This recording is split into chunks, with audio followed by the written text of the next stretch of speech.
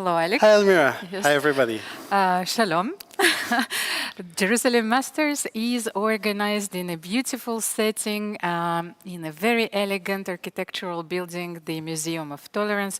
We have chess legends, best Israeli players. So let's have a look at the highlights of yesterday, because we had a lot of exciting games, and today we will have 4 more games to follow.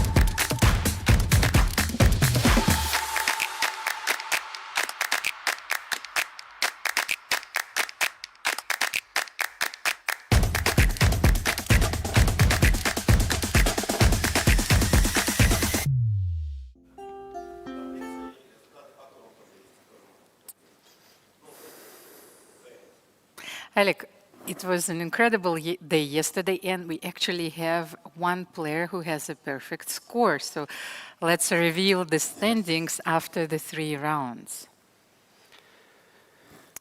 So Peter Swidler is leading the event with a perfect 3 out of 3. And in the 3rd round, he defeated Arseniy Nesterov, who was keeping the pace. But unfortunately for him, he met Peter in great form and lost with the black pieces. So we have a few players on 2 out of 3. Indian legend Anand Vishwanathan with 2 out of 3. Arjun Erigaisi, the top seed of this event, with 2 out of 3 as well. And then we also have Arseniy Nesterov, who has qualified for this event through the Open tournament. And actually, he was playing so well, and we were thinking that he is one of the party crashers. I wanted to remind you about the format of this event, because this is a 12-player round robin, but this will only lead to the final stage. So only 4 players will qualify for the semifinals and the final stage, which will be played in the knockout format.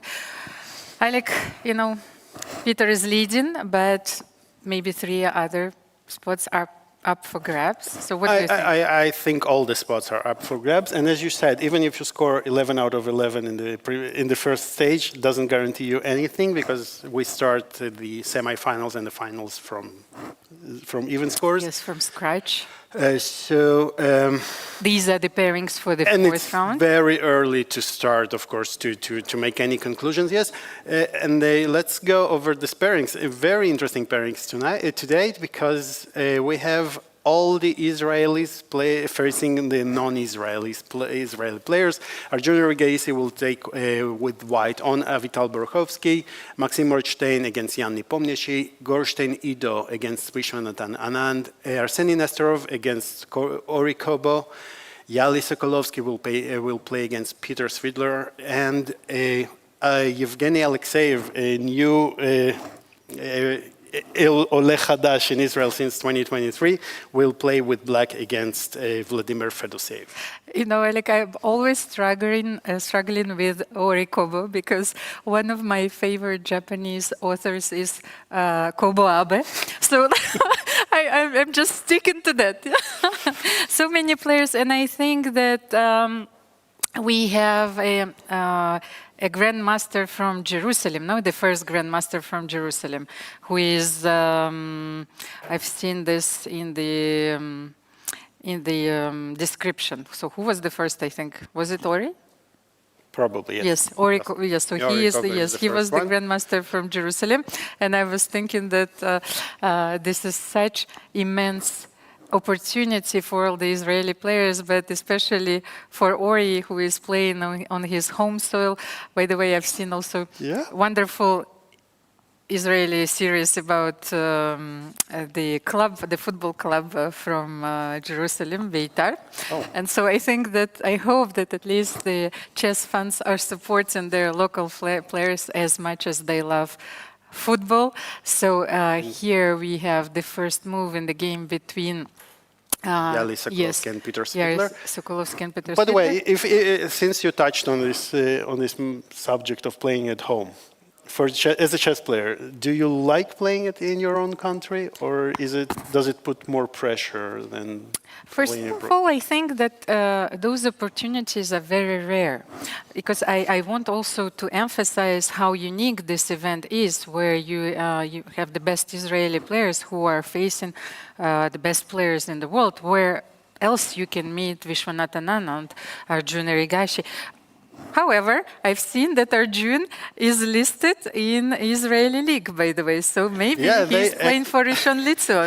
He has already played. He has already played. Games, so you see that like, a lot of things have changed. A couple of years ago, I think, and he finished with a perfect score. He didn't play too many games, but he won them all, I believe. So, and I actually understand the feeling very well. So for a few years, I was playing in Kabdagd, one of the most famous rapid events in the world, where I had the opportunity to face Magnus Carlsen, Hikaru Nakamura, Anatoly Karpov, and this gave me a lot of pleasure, because the game of chess brings you so much joy, but also a lot of intellectual pleasure. But this was a very unique opportunity. So that's why I'm saying, so playing at home is already stressful, but playing at home against those players, it's well, but at the same time, you have nothing to lose. I think the underdog psychology is one of the most studied in sports, and especially in collective sports. So let's have a look. A very interesting opening choice, from Peter Svidler. Well, Peter goes for his beloved Sicilian, where obviously he wants to. Yahli is the lowest, I think, rated player in rapid here in this tournament. So naturally, many players will try to win against him. And Peter, feeling that he's in a good shape, he goes for the Sicilian, for the sharp lines of the Sicilian. But this is very interesting, as it looks like White managed to, with Queen d3 and an early e5, it looks like White managed to seize a very nice initiative from the very beginning. The thing is, this idea, Queen d3, became very popular lately, suggested by the computers, of course, because those powerful engines spotted that those maneuver like Queen d3 and then transferring the Queen to g3 square is a very powerful one, and you don't lose time now. But for example, I would have said that Bishop d3 is the natural choice, one of the most, played before. But let's have a look at this Queen d3, which is way more aggressive. And after Queen d3, my only question as a Sicilian player, and I very often played the Paulsen and the four knights, used, by the way, yesterday by Vladimir Fedoseev. What if we use the thematical breakthrough in the center here, and if we play d5? Yeah, d5. So should we take cd5, ed5, and e5? Is this the option for? That's one of the options, but that would maybe this is one of the reasons why Peter did not play it, because that allows White to simplify the position a lot, and maybe that's not what he wanted. And we discussed this yesterday, right? Even before the broadcast began. There are a lot of conversations going on in the studio. Sometimes you have those trade-offs that you have to accept playing a worse position, but believing that you will manage to outplay your opponent. But this is a very double-edged strategy, right? So. Obviously, Peter did know that d5 is the best move, but going for this castle. But have a look, like long castle and f6. It's a very thematic idea here, because if Black cannot play d6, might be very dangerous, especially if you couple it with the idea knight db5.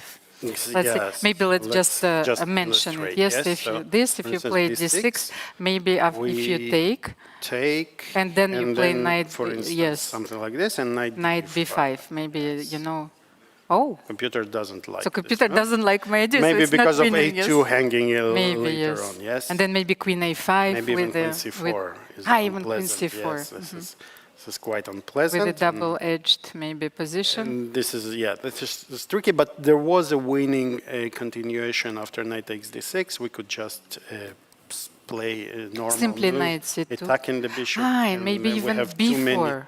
We have Also, just yes. way too many attacks on the knight. So after f6, And look at played this. queen Black, f3. according to the engine, black is already better. And actually, the long castle seems to be, allowing f6 seems to be an inaccuracy. We needed to protect. Maybe queen g3 here? What do you think? So that's, As you said, the yes. standard queen g3 idea. is the idea.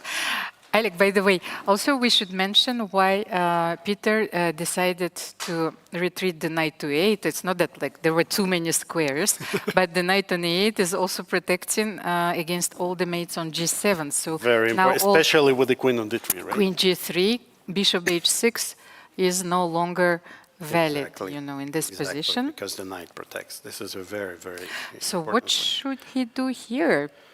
And now, so yeah, let's go back to the game. f6, very important move. And now queen e3, after bishop e3, basically white is obliged to take with the pawn. And this is not the way you want to recapture, having castled long. But now, after queen takes e3, you're just losing. So I think Yahli simply forgot that in this position his structure can be destroyed because bishop c3, you know, is not often played. Yes. But if you can play it with a tempo and look at those beautiful ruins, you know, which we can also see outside the Tolerance Museum, but you know, somehow it's also happening in the game. And I think that Peter is feeling very confident here. It's definitely a big achievement. But can you simply take on e5 now and play d6? Because this knight on e8 is actually a very powerful piece. So let's take e5, d6. bishop 6 and d6, yes. So the bishop should retreat somewhere, and then you can play e5.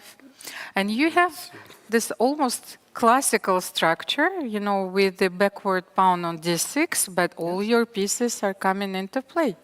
Yeah, that looks very. And the bishop on very g3, you know, is restricted by this powerful center on e5 and d6, no? Yeah, yeah, and we don't have any serious tactics, so we would probably need to go for something like knight b3 and c5 and try to trade off the queens and But maybe knight c6, But no? nobody's like going to protecting everything, cooperate, so I think, yes. And even if you play c5, you know, this is a very responsible move. So let's see. Oh, I am. Maybe this is what happened. Okay. But that's exactly what's We are a going on. bit ahead of Peter Swidler. What does it say, Alik, about us? We have to switch to another game.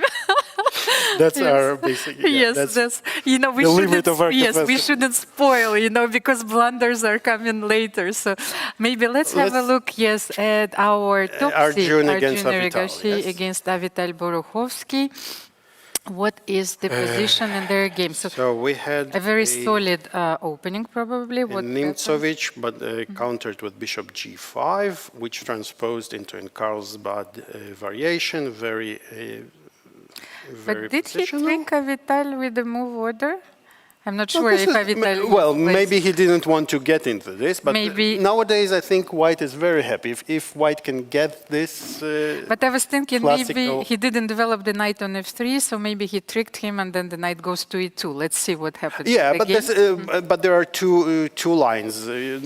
Those are both very valid setups here to go either knight f3 or knight e2, with the idea of pushing the pawns in the center. And black will try to counter to play f3 to meet f3 always with c5. Yes, even by playing c6, we are ready to meet f3 with c5. And a4 is an interesting move.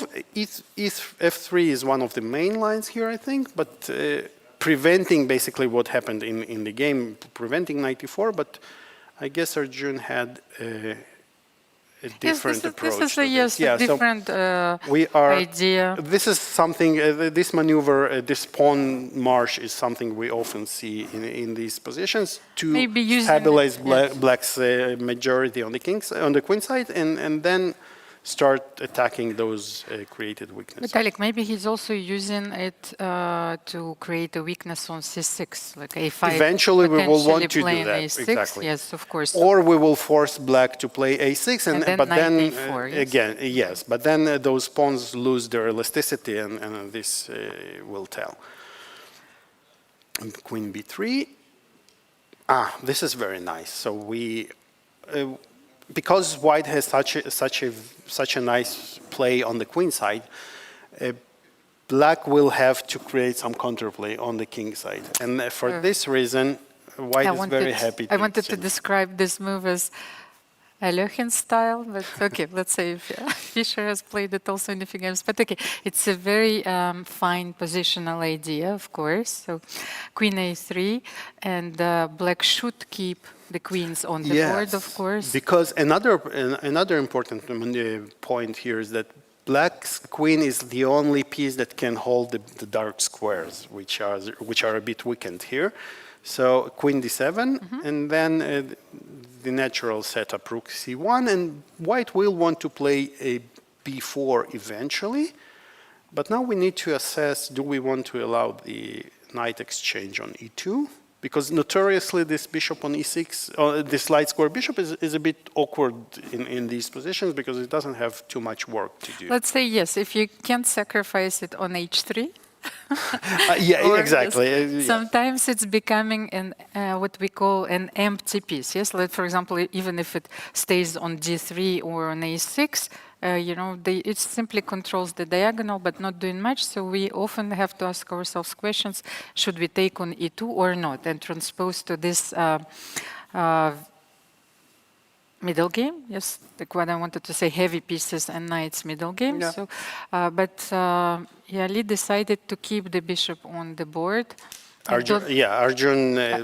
Yes, he played knight g3, but I thought that he might have played bishop d3 here. Oh yeah, attacking. Basically, the threat is to take on e4 using the fact that the bishop is hanging. And Avital went, as you I was rightly expecting bishop suggested, d3. Bishop d3. Maybe he was afraid to... Knight a4, maybe that's the idea. Yes, to get under too many attacks here, and maybe followed by f3, the bishop can become hanging. On the other hand, on d5, it looks very restricted, but it keeps those important pawns alive. So again, this is a trade-off black needs. So this is the current position, yes? This is the current position, and I think black will want to try and target this knight on g3 by h5, h4, very thematic move here. So we shall see. White still has a slight edge, but we have a lot ahead of us. For the moment, I think it's anyone's game. Yes. Yeah, absolutely. So our next game is Maxim Rodshtein having the white pieces against Jan Nepomniachtchi.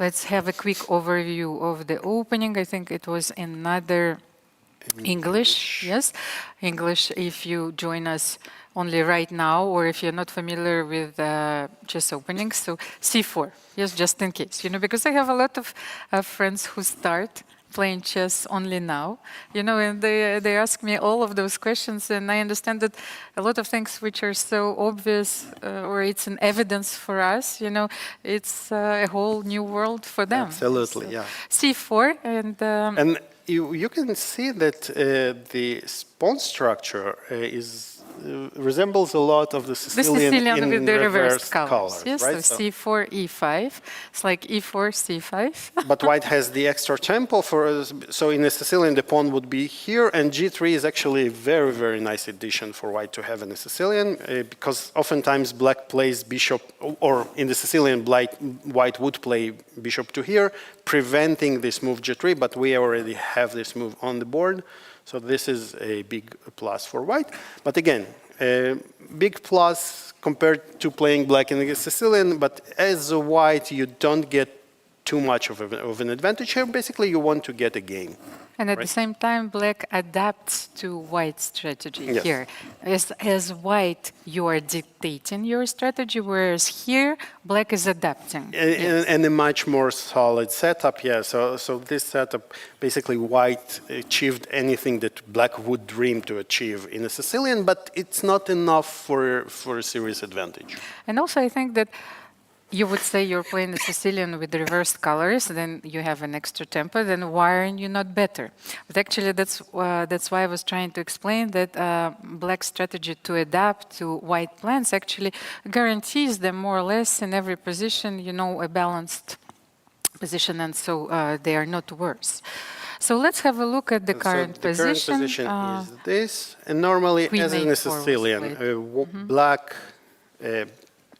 will try to play in the center, or maybe on the king side, although the king side, as we can see, having the g3 and bishop g2, white's king side is extremely solid.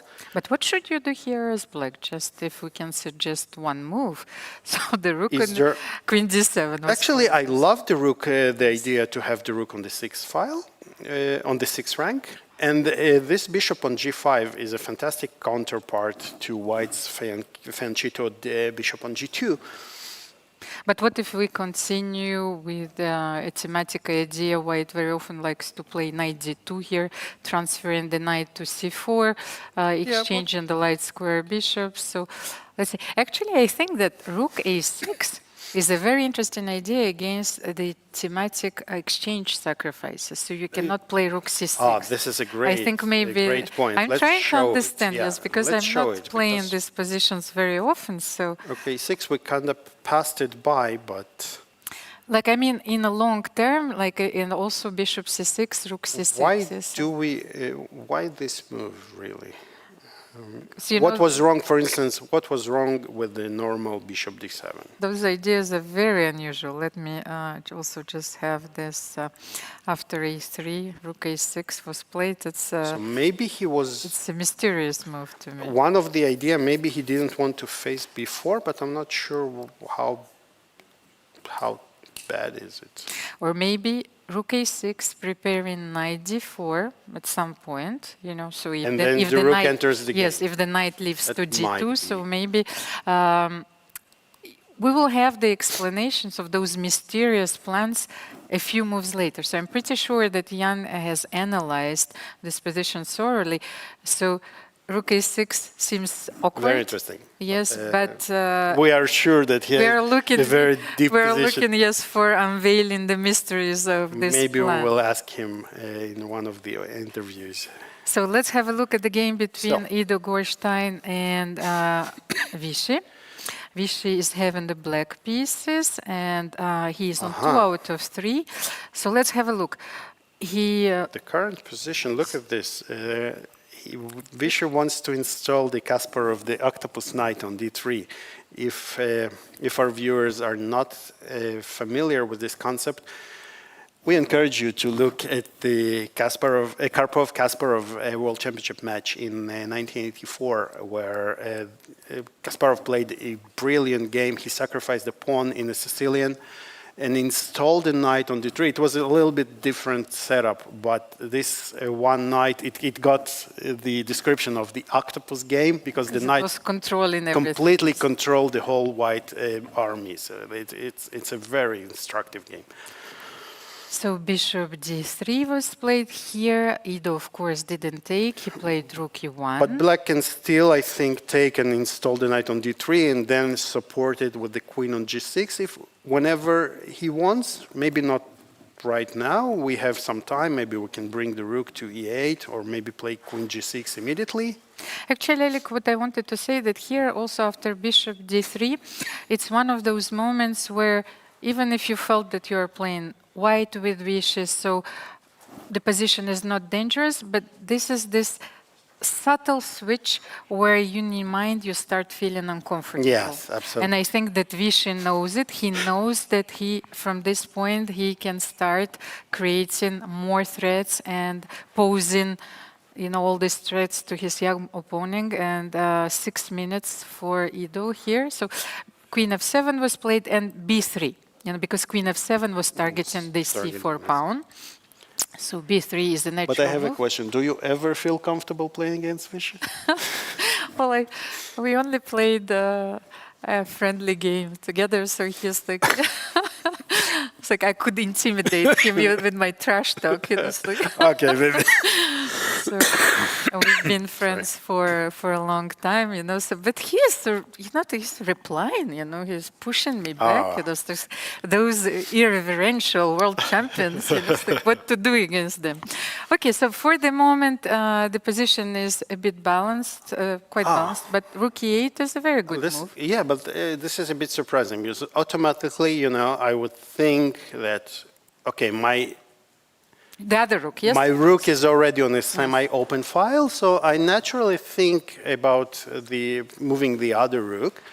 But this just goes to say how deeply top players think about, and probably in some lines, Vishy needs he wants to push a4. The rook to be on the a file to be able to push a4, or even maybe to keep to keep an eye on the a5 pawn and not to it to be attacked.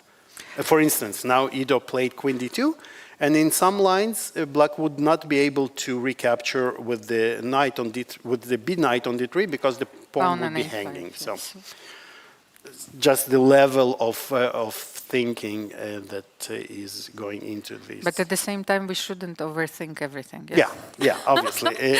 I've been asked what is the nicest or biggest quality of the chess players. I said that they overthink everything, but what was their weakest quality? I said also they overthink everything. I think Einstein said it nicely. He said you should make things as simple as possible, but not more simple than that. So. Yes, I remember this, of course. So maybe let's leave this position for the moment. Go to Nesterov against Ori Kobo, and so for Nesterov, I think it's a nice opportunity. This game he should be viewed as a nice opportunity to bounce back. He has white. He has one of the lower-rated players in this tournament. But so far, we can see that. We can see the position is quite even here. Yes, that's what I thought. A lot of simplifications. Because queen c6, grabbing a pawn, but I think that the activity of black's pieces should guarantee them, a lot enough counterplay. Yes, enough counterplay, and drawish. And maybe we can even win back the pawn right away. We cannot. Queen D somewhere. You are taking on a2 then. Okay, queen a2, so if I play simply... maybe I can play queen d6 or queen d5, one of those. Yeah, maybe we can still try to push and pay some e6, square, yes, because you're protecting on b3 as well, and yes, but I think we have some intermediate move like rook b8 this time. Again, or not again, this time the rook stays on f8 to protect the f7 pawn, and then now we are attacking e5. You cannot really even protect this pawn, actually. And I cannot take on a5 because you cannot the rook take on a5 hanging, because the rook is hanging. So, rook e8 is a very beautiful intermezzo. Yes, so if we are using chess try to attack, then I think we have time for recapturing, and we can create some counterplay of our own, maybe. And since we were talking about books, Alec, there is a very interesting book written by Sally Rooney, which is strangely enough called Intermezzo. So if you have a chance, to find it on bookshelves, please tell me also what is your opinion about this one. The next time we meet, because I am. That's my homework. Yes, we are starting the book club today. Let's do it. Okay. So, next game. Our last game we haven't missed. Yes. We haven't. Vladimir Fedoseev against Evgeny Alekseev. So, Evgeny Alekseev also qualified for this event through the Open tournament. I think this is a wonderful initiative, once again, to reserve the 2 spots, for the main event. This is also one of the traditions in the, for example, Z event, where the winner of the B tournament qualifies for the next year. It really adds a lot, right, to the dynamics of those second tournaments. So Vladimir Fedoseev is one of the strongest rapid players in the world, but things were not going his way. Evgeny Alekseev is also having a tough tournament, so let's have a look. I can see that there is a wonderful center. Yes, but what happened in this game? This is a very known line. I think it was even tested in the World Championship match. So knight d4, you cannot take. Maybe let's just show it, of course, to our audience. Yes, here queen f4, of course, simply met with rook e8. This is game over, so black so don't do this at home. Wins yes. And actually, Alec, maybe let's explain a little bit the philosophical idea behind this opening. So you're sacrificing a pawn, but black is having those wonderful bishops on b7 and b6, and even though the bishop on b6 for the moment is restricted by the center, black will always challenge the center with c5, activate the rooks, and white might witness a very powerful attack, because in the absence of its peer on b7, yes? So the light square bishop and is you gone. cannot, one of the problems of playing against 2 bishops, you cannot close them both, right? Yes. You can put your pawns on one side, but you cannot, but then you weaken the other squares. And so here I wanted to ask you the question, would you be on this side which is trying to defend and convert an extra pawn, or would you be on the side which is desperately trying to build an initiative and win this game with black? No, I had always been on this side trying to attack, losing many games in the process, obviously. But it's a matter I think of even choice, in rapid, I think it's easier to play on having the initiative. Because you have more options and your opponent has to carry about more options. But again, as you said, this is a matter of preference. I think that Grandmaster Tsivikov would always take a pawn and prove you wrong. Like after 90 moves, somewhere in the end game, where a very subtle nuance, will bring the game and in his favor. So let's have a look. Here we have and now after f3 was played. F3 had to be played because you cannot really tolerate this knight, and there are some very specific threats already, right? Knight jumps to d2, or probably d2 is the most threatening. Well, you can also take on c3. Or take on c3. So c3, knight e2. You really have a very difficult time countering this. And what I'm thinking after queen c6, suddenly maybe like this bishop a6 idea is also interesting, and d5. Maybe that's what actually happened in the game. Because so white f3, knight played f6, c4. c4, you kind of probably... One of the problems for white, you're struggling to find good squares for your pawns. But what else can you do here? For your pieces, sorry, Yes. For example, if you make an active move here, for example, like bishop g5, I thought. So maybe we should illustrate something, because bishop g5, I want to spoil the structure, but then bishop a6, as in the game probably, and after c4, d5. Anyway, and the queen, of course, is protecting the knight on f6 and opening all the diagonals. It's like,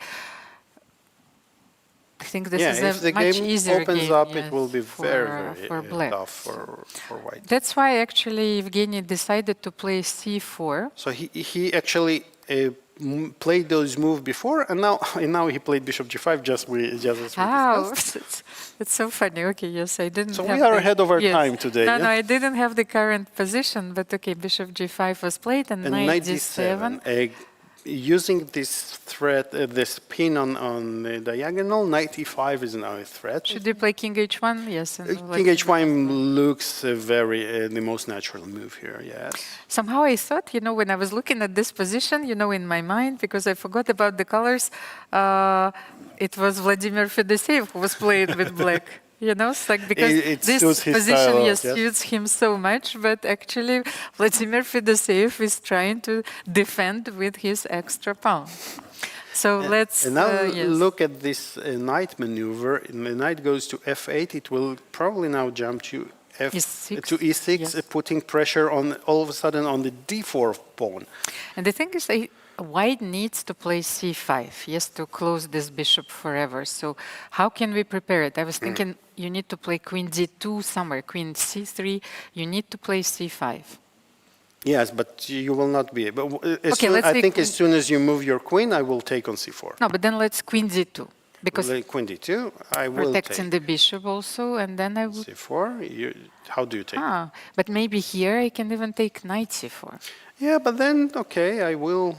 And the thing is, so yes, this is yes, maybe now... I've already given you one pawn.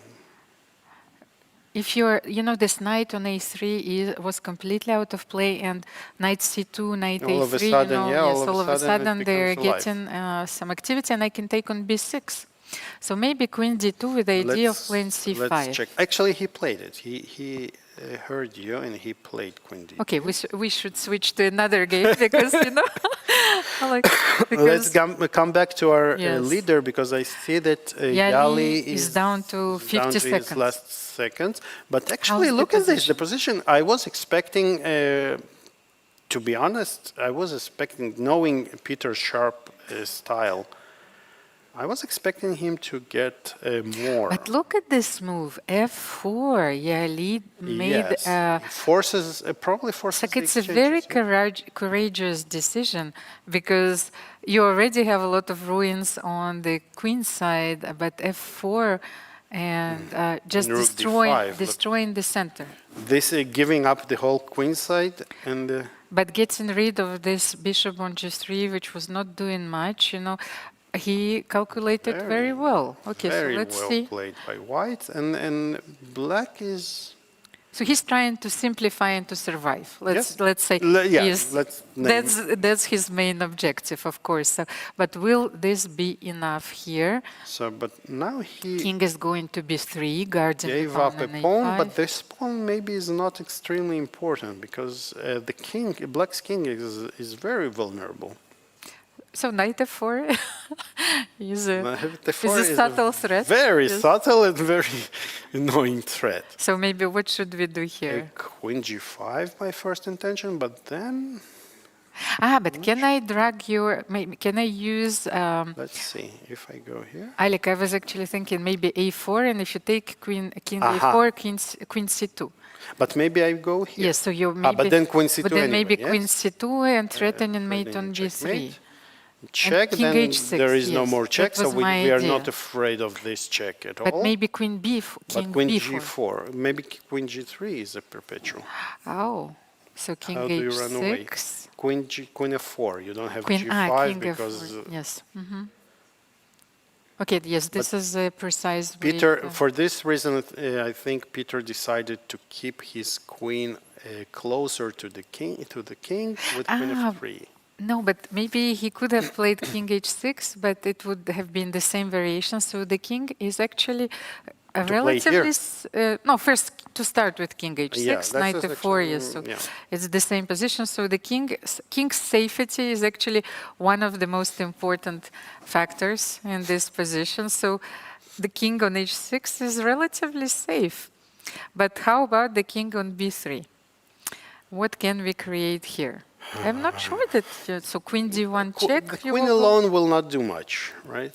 Yes, let's just solve that. Queen d1, king a3. King a3, and the most we can hope here is a check. And if a4, then king b4. And then you might, don't forget, right? We have some issues of our own here. So maybe this was a miracle king save. will- Look at Peter. I think that he can't is not- believe yeah. his eyes. Yeah. Yes, it's a very critical moment. Yahli is only down to his 15 seconds, but he managed to create the threats of his own. Yes.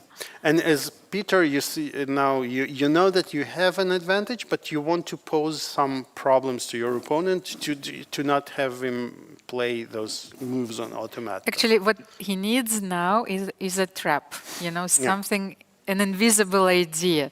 So a move, a quiet move. But, Queen G5 How about has to be this? parried. This- Yes. This is just blundering. Yeah, Queen Okay. G7. Yes, of course. Look at Peter. Those moments are very powerful, and we're so lucky that we have these images. This is the moment where Peter realizes that maybe he can't win it anymore. And Yahli is actually, he looks very composed, very, I would say even calm, right? Not showing any signs of nerves. Which is very remarkable. And he cannot play something like, I think, Queen H5, because maybe this, this will be something completely losing, or Queen G4 Queen played G4, H3. immediately, and soon we will have equal times for both players, and So Queen D1. might be that Peter will go for in perpetual. Actually, I think that even after Queen H5, White didn't have more than perpetual, because Queen E3, Queen F4, yes. So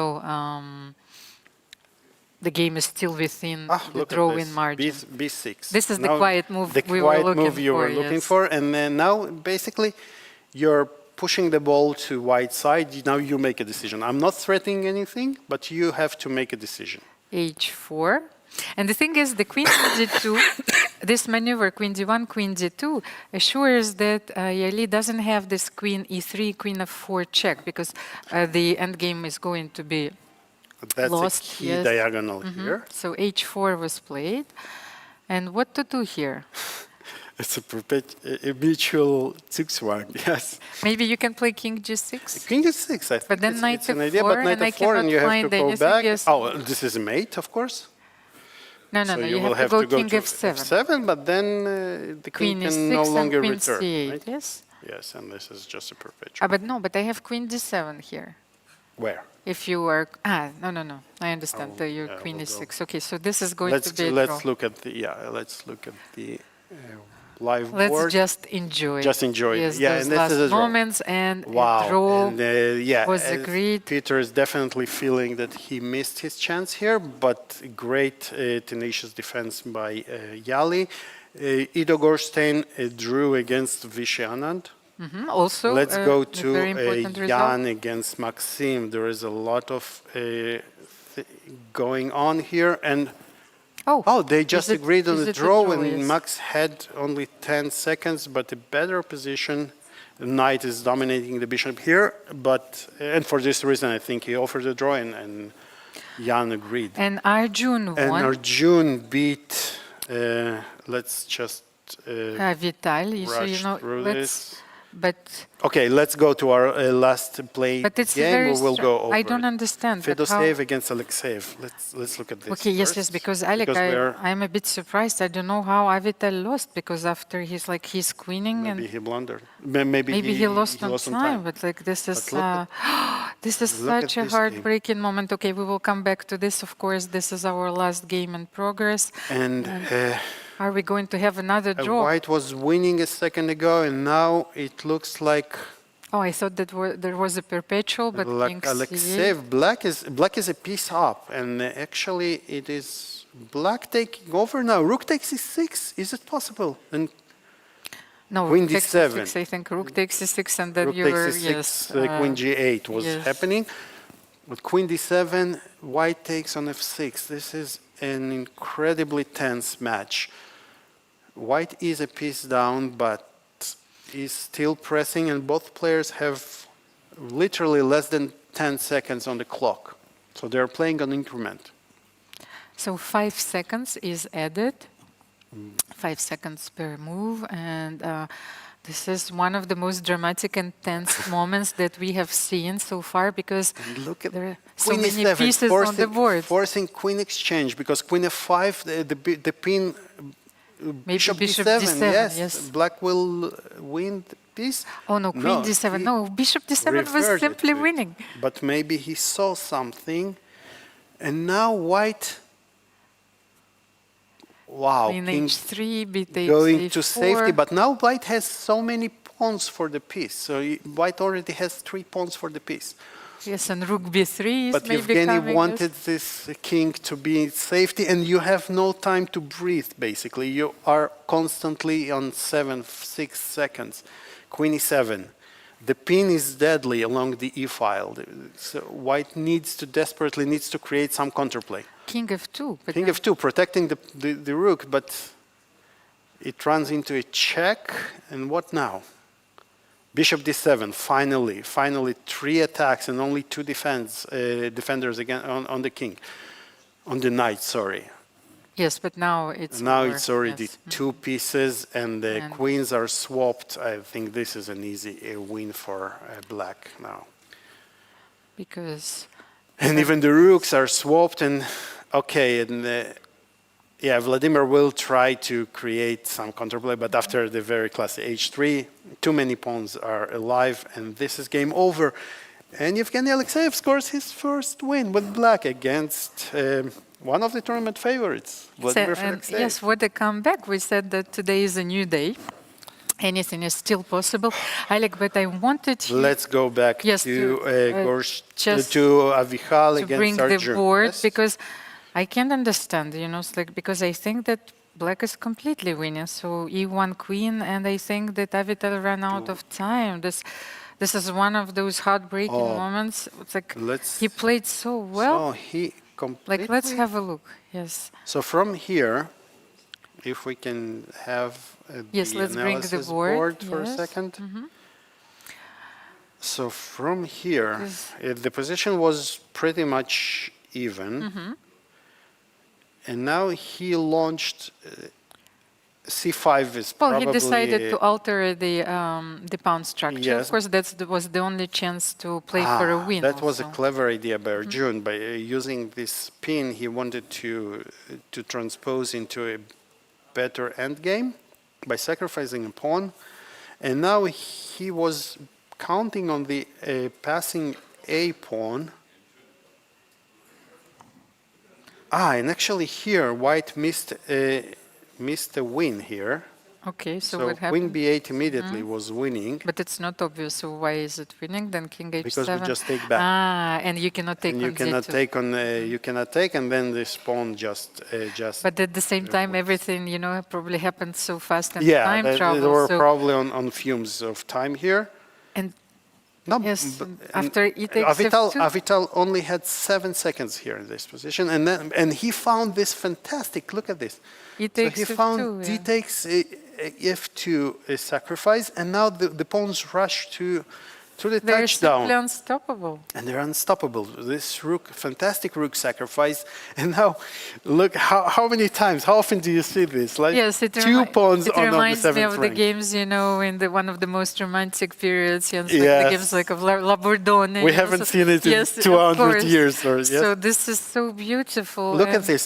3 pawns are going to promote. So, and Queen. And Queen, and what would have happened? So Let's this say game, Queen. and then obviously, yes, Avital lost on time, but Black is completely winning here because... So King H7, because yes, you're simply threatening mate, and the dark squares are very weak, and the King's safety, once again, the King on H7 Yes, is... you cannot. So, for instance, if you start trying to create some threats of your own, then you will just run into... No, but you might, maybe yes. just checkmate. Check, yes, no? It's like, Check. how are we mating? No, we need... It's not so easy to mate here. We cannot give Queen G3 check, and then Maybe Queen simply G3 bring and Rook Rook E6. E6, yes? Like, I think so. And this if is Queen just a H8, check, yes. unbelievably. So we are a queen down, but how do you protect? So you will have to give back the Yes, queen. but now and this that's winning. is yes. easily winning because Black has Endgame. two extra pawns and dominate a very, very weak white king, which is dominant. But unfortunately, yes, But Avital lost on Avital time. lost on time. A He- very tough break for him. So this is chess, Alex. You have you seen Vasily Ivanchuk's Yes. very sad? But those are the moments, yes, which are they affect me so much because I understand how tough it is also for the player who wins the game and for the player who loses.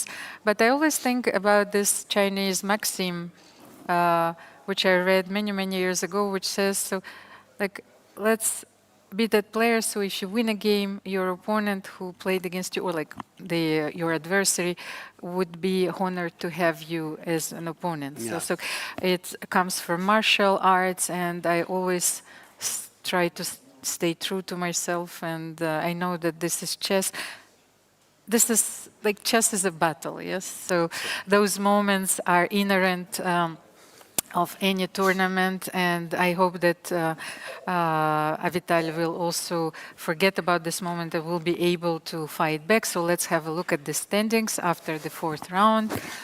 The results first, of course. So Arjun Erigaisi won with the white pieces against Avital Boruchovsky. Then we have a lot of draws for the fourth round. Uncharacteristically. Yes. And Evgeny Alekseev won a fine game against Vladimir Fedoseev. So let's just bring the standings if we have them. And then we will have a short break. But please stay tuned because our team is working relentlessly, and they will bring a few interesting interviews for you during the break. So we are keeping you entertained all the time. I think that Peter Swidler is leading with 3.5 for sure still leading with 4, 3.5. yes, and we will bring the standings at the beginning of the fifth round.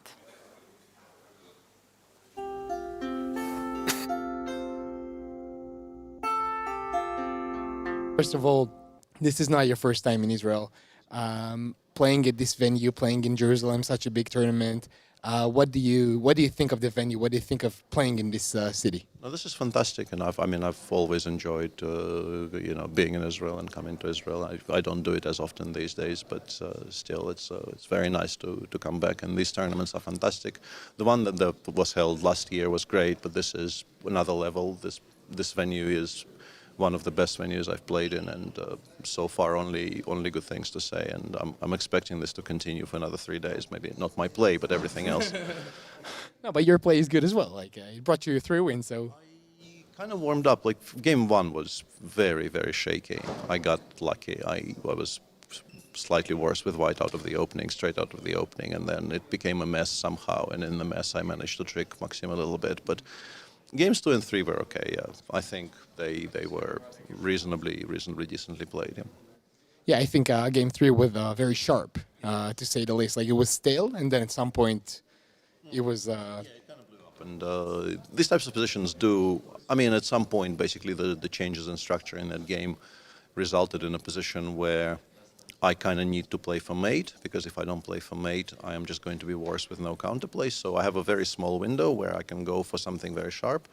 And if it works, it works. And if it doesn't work, I'm going to be in trouble. But luckily for me, it kind of worked out. Right. Another question.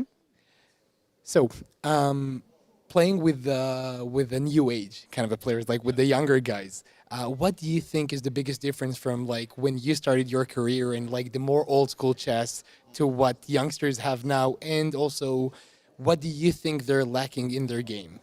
Well, it's always sort of the same answer, because when I began, when I was growing up as a chess player, we had no computers, and all the work was being done by hand, and there was a lot of emphasis on working with coaches. Something that completely disappeared, for instance, was you would play a game against a strong player, and then you would analyze it with that player for like 2.5 hours sometimes, just trying to get to the truth, trying to understand something new. And these days, this is basically non-existent, because everybody could just pick up their phone and the phone will tell them where the mistakes are. So there's really not much point, and people don't do this anymore. And it's kind of regrettable, because I think a lot is lost in that this conversation between strong players where you catch things which you otherwise wouldn't have caught. So in a way, it's a weakness because I think the youngsters today don't really have that, face-to-face kind of experience of working at chess, and they're much more computer-oriented. They're much more, I think, for them, much more than for my generation. For instance, calculation is number one, number two, number three, number four, and number five down the list, which makes them incredibly dangerous. This is not a critique, necessarily, because calculation is absolutely the basis for everything, and they do tend to be extremely sharp from a very, very young age. But you can still maybe in some age cases sort of out-understand them a little bit because you have experience with things that maybe they haven't seen before. But I very much enjoy watching the younger generation play because apart from the stylistic differences, which do exist, of course, it's just such a joy to see them. They don't have the kind of the safety net we all enjoyed when I was growing up. Like we all had this at the back of the mind that, draw is a good result. You don't actually need to play every single game for a win. And it seems like all the best young players today just don't really understand when you tell them those things. Like they look at you very strangely and they play white, black, green, doesn't matter. They play absolutely to the maximum, and it creates, just as somebody who, watches chess and commentates on chess, it's just so much fun to watch them play. Follow-up question. Would you say that they lack the intuition that the old school players have because you used to train more and...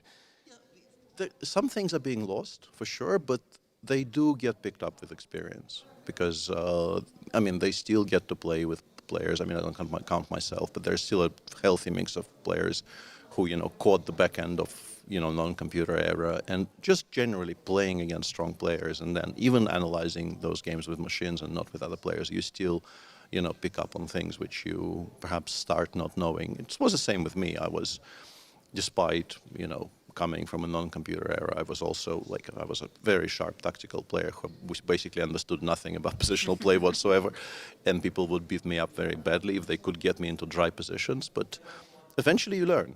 You lose one, you lose two, you lose a couple, and then you think, okay, this is something that I need to improve on, and this is how they're beating me, and this starts the process of improving. It'll happen to them as well. It's a very natural process.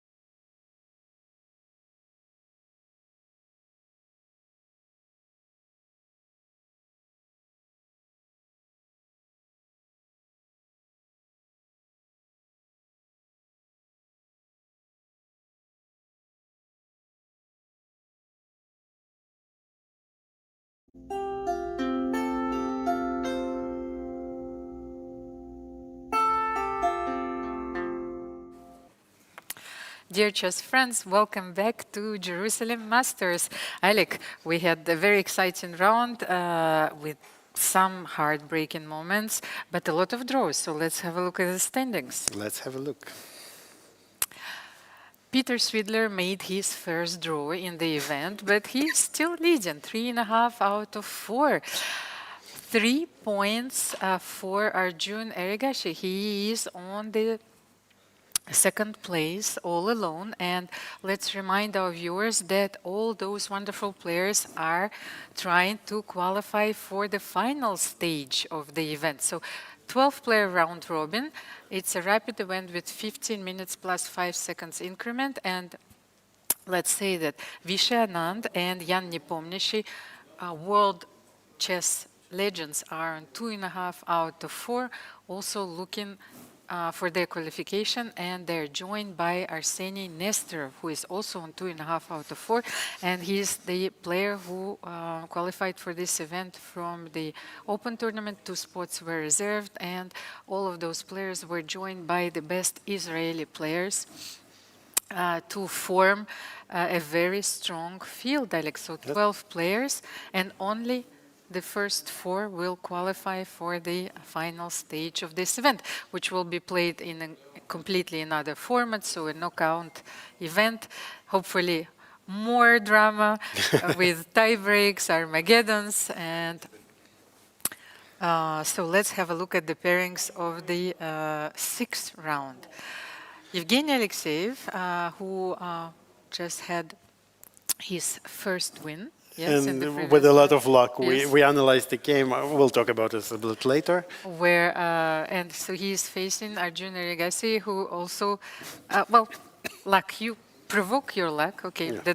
but he won on time against Avital Boruchovsky in a position where 4 queens could have made their appearance. It's a very rare occasion also, even for your commentators. So the games. The other just pairings started. are Svidler against Fedoseev. Svidler is white, one of our top matches for this round, I think. Ori Kobo is playing Yahli Sokolovsky. Vishy Anand is facing Arseniy Nesterov, and Yan Nepomniachtchi against Ido Gorshtein, and Avital Boruchovsky against Maxim Rodshtein. Maxim and Evgeny Alekseev are leading the Israeli players with 2 out of 4. Yes, and talking about this, so let me mention the prize fund of this event. It's a whopping $140,000 with $55,000 for the winner of this event. And since you were mentioning also the top Israeli players, I wanted to praise the wonderful initiative from a philanthropist, Igor Tulchinsky. So he allocated a special prize fund for first 3 Israeli players from this event, so $26,000. A lot of fight for. It's a lot of money. A lot is on stake, and I think that how much is going at 14 for the first Israeli players? Yes, I will have to check it. Yes, so so now we have the games. We have on our screen we have Vishy Anand playing with white against against Arseniy Nesterov, and Vishy chose in the Petrov line. He chose the line with the long castle, which offers a little bit, at least used to offer a little bit more life in the position, because always when we have opposite colors, opposite castling, we have some more dynamic and double-sided games. But all those lines have been studied so heavily in the recent years, so you can really not surprise anyone with these lines anymore. Nevertheless, Vishy is going for a game. He wants to play and let the better player win here. And now it's interesting, a very interesting decision. White forces black to exchange on f3 and ruining the pawn structure for the pawns. But here the pawns are not necessarily as weak as they seem, because they cover many very key squares in the position, and sometimes we will be able to play f4, but not weaken the e4 square because another pawn can come from behind and keep the. Yes, yes, I agree with you, Alec. Those are very important aspects, but White also need to open the file, yes, and G file. Like playing H3 is forcing Black to take on F3, and of course the structure, the pawn structure is altered, but you need this G file in order to play for a win with the White pieces. So it's another philosophical discussion. So as we can see that Vishy is playing with the pair of bishops. He just played bishop d4, putting the bishop in a very active position, looking at g7, of course. But then I was thinking, what if c5, then probably bishop e5? Yeah, c5 is a good question, and I just want to throw in that this doesn't come without a closed, right? Because these pawns are extremely weak, and just imagine if we manage to exchange the light pieces and maybe even the queens, then these will be severe weaknesses in the end game. So White really needs to be very careful for the long-term perspective. And now let's go to a little bit more concrete ideas. So bishop e5, we go. Where do we go? To c6? Yes, queen c6 is well, seems natural, but at the same time, maybe No, after I think queen we want c6, to yes. play c4. This is also thematic because we have double pawns. So we have two double pawns, and we want to get rid of. And we need to open a few diagonals, yes, to. Yes, but even activate if our we bishop. play very straightforwardly with black, how Maybe- dangerous is I'm it? not sure queens. Actually, yes, I thought that you were going to play b5 here, so you don't even want to play b5. What was wrong with b5 here? Because I was trying to understand. Maybe simply. Can I take in bishop d5? Yes, maybe this was the reason. But I will take, yes, queen f6, then take queen bishop f6. b5. Watch out, because I had rook b8. That was, I was prepared. But I think bishop d5. Maybe let's check. Is it so clear? But how? And then. Maybe I have a c4? No, I want rook, maybe the other rook too. The other rook. Rook, this one. But now I can even maybe play something like this. Queen d5, attacking your rook. a6? Just a6, okay. Yes. Okay, like it's a double-edged position, of course, but I think with the bishop on d5, Very interesting, yeah. White was much better. However, here, if you open the b file, White has the so much needed counterplay. So maybe, yes, agree. this is the drawback. So let's have a Actually, look. bishop e5 is on the board, so and I think Arseniy did we play might c5. see it in action happening. What's your suggestion? But then also, if not queen c6, what can we have here? Because I think that White is c6 going is to natural. play c4 anyway. Yes. Queen c6 is very natural. Queen c6 Is is on on the the board. board. Then let's just wait for a second if Vishy will play c4, and then we will move to our next We game. will check mark again that we foresaw the continuation of the players, and we can go. But the thing is, so if you don't play c4, then Arseniy is going to Yes. play c4, open the bishop on e7, then b5, b4 is coming, and your bishop is probably going to redeploy itself maybe from g2, but maybe it's not enough. Yes, so what do you think? Or even b5 immediately. Maybe we can do something like this. So you right want to away start with bishop f1. Okay. kind of, But but I'm not sure where even. So let's say black does nothing. I'm not sure we even want to do that because this is not a threat, right? Because we will lose Yes, on the we're first losing. rank, and even if we take intermezzo. But actually, I didn't want to. I wanted to Vishy? play b5. Vishy did not. He played rook g1. Actually, he activated his rook.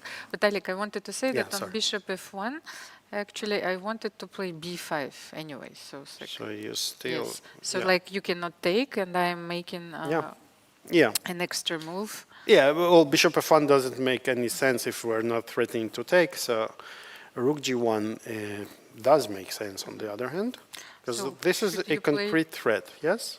Yes, Queen I wanted to h6 play followed by g6, h4, but then h5. maybe queen h6 is met by bishop f8, so I still have time. Yes, so after g6, maybe you want to play h4 or f4. No, it's not. Sorry, it's not met by bishop f6 because we will win. So, for instance, if you just do nothing, then this. No, I wanted to play and g6. this. Ah, you want to play Yes, g6 g6, here. Okay. bishop h6, and then queen h6, then bishop f8. Okay, yeah, but on Yes. g6 I will not, of course, I will not play. So maybe h4 or I will g4 play or h4 or f4, yes. Okay. Okay, so let's see other leave this games, game yes. for a while. G6, your move is on the board, by the way. Ah, And we'll yes. leave it at that. Yes, we will. We know already everything, so because we have time, to try a few options. Okay, this doesn't work. Okay, we don't like this one. Okay, let's switch to another one.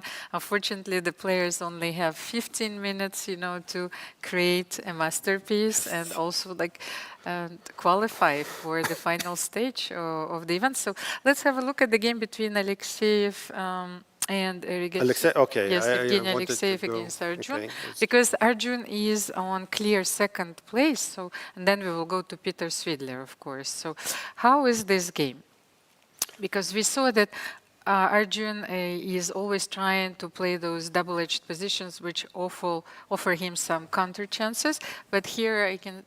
From this what I is can see, this is Sveshnikov. Sveshnikov. Yeah, Yes, thematic the Sveshnikov. classical. Black weakens from the very beginning, weakens the light square on d5, and creates a very bad bishop, dark square bishop. You could see here for himself because of this pawn structure. But as it has been proven for many decades already, Black has sufficient dynamic play to compensate for this. Actually, I've been a pragmatic- Sveshnikov player myself for so many years, and that's the point. It's exactly the moment where I wanted you to explain that Arjun just played bishop g4. Yes, let's just get to the position. And it seems like a lose of a tempo, but actually Black very often plays bishop g4 in order to provoke f3 and then retreats the bishop, So, and this g3 pawn is becoming vulnerable. So even if you launch something as g5, queen g5, then open the g and the h file, so this is a useful maneuver. And that's why Evgeny Alekseev, after taking a few minutes, he played queen z2. But I'm pretty sure that he is aware that this is this strategic subtlety. Yeah. Yes, so you have to play queen d2, and for the moment to leave the pawn on f2, and king g7 followed. Yeah, it Yes, king g7 looks is a like Black useful move, doesn't just have any improving real the king. problems. Another thing that White chose the line with c4, and that means that White's d4 square is no stronger than Black's d5 square, right? So both knights will be able to target those outposts, and this is pretty much a dynamic equality, I would say. Yes, and what I wanted also to point out, Alik, is one of the ideas in this opening. So let's say if you, even here, after king g7, if you play f3, he will not play it, but just think. So I think that the best square here is e6, because very often Black sacrifices the pawn on d6. So let's say, just wanted to illustrate my point. And here, maybe you make a move like rook c8, with the idea of bringing all your pieces into play, rook d8. Sometimes this idea is used in the King's Indian, but with the bishops, the dark square bishop. So this is very dangerous. Yes, so you should never take this pawn, especially in this setup, and that's why actually Evgeny played b3. You should never take the pawn unless your name is Korchnoi or Tivyakov.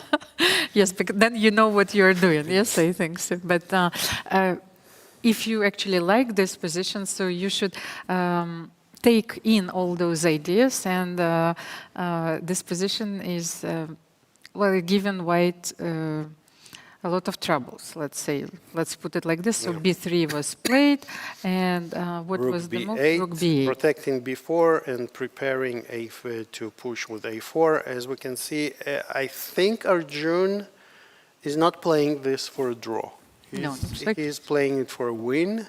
Because the position is pretty balanced, but he feels that he is capable of outplaying his opponent. And Yes, what I liked about this structure, it was always within the drawing margin, yes, but then you always have a chance. And white also has a chance. And as Peter said in the interview that we just saw, that it doesn't matter for the for the young generation, doesn't matter if they play white, black, or green. They constantly trying to win, right? So they don't have those dogmatic thinking that okay, you draw with the black is okay or something like that.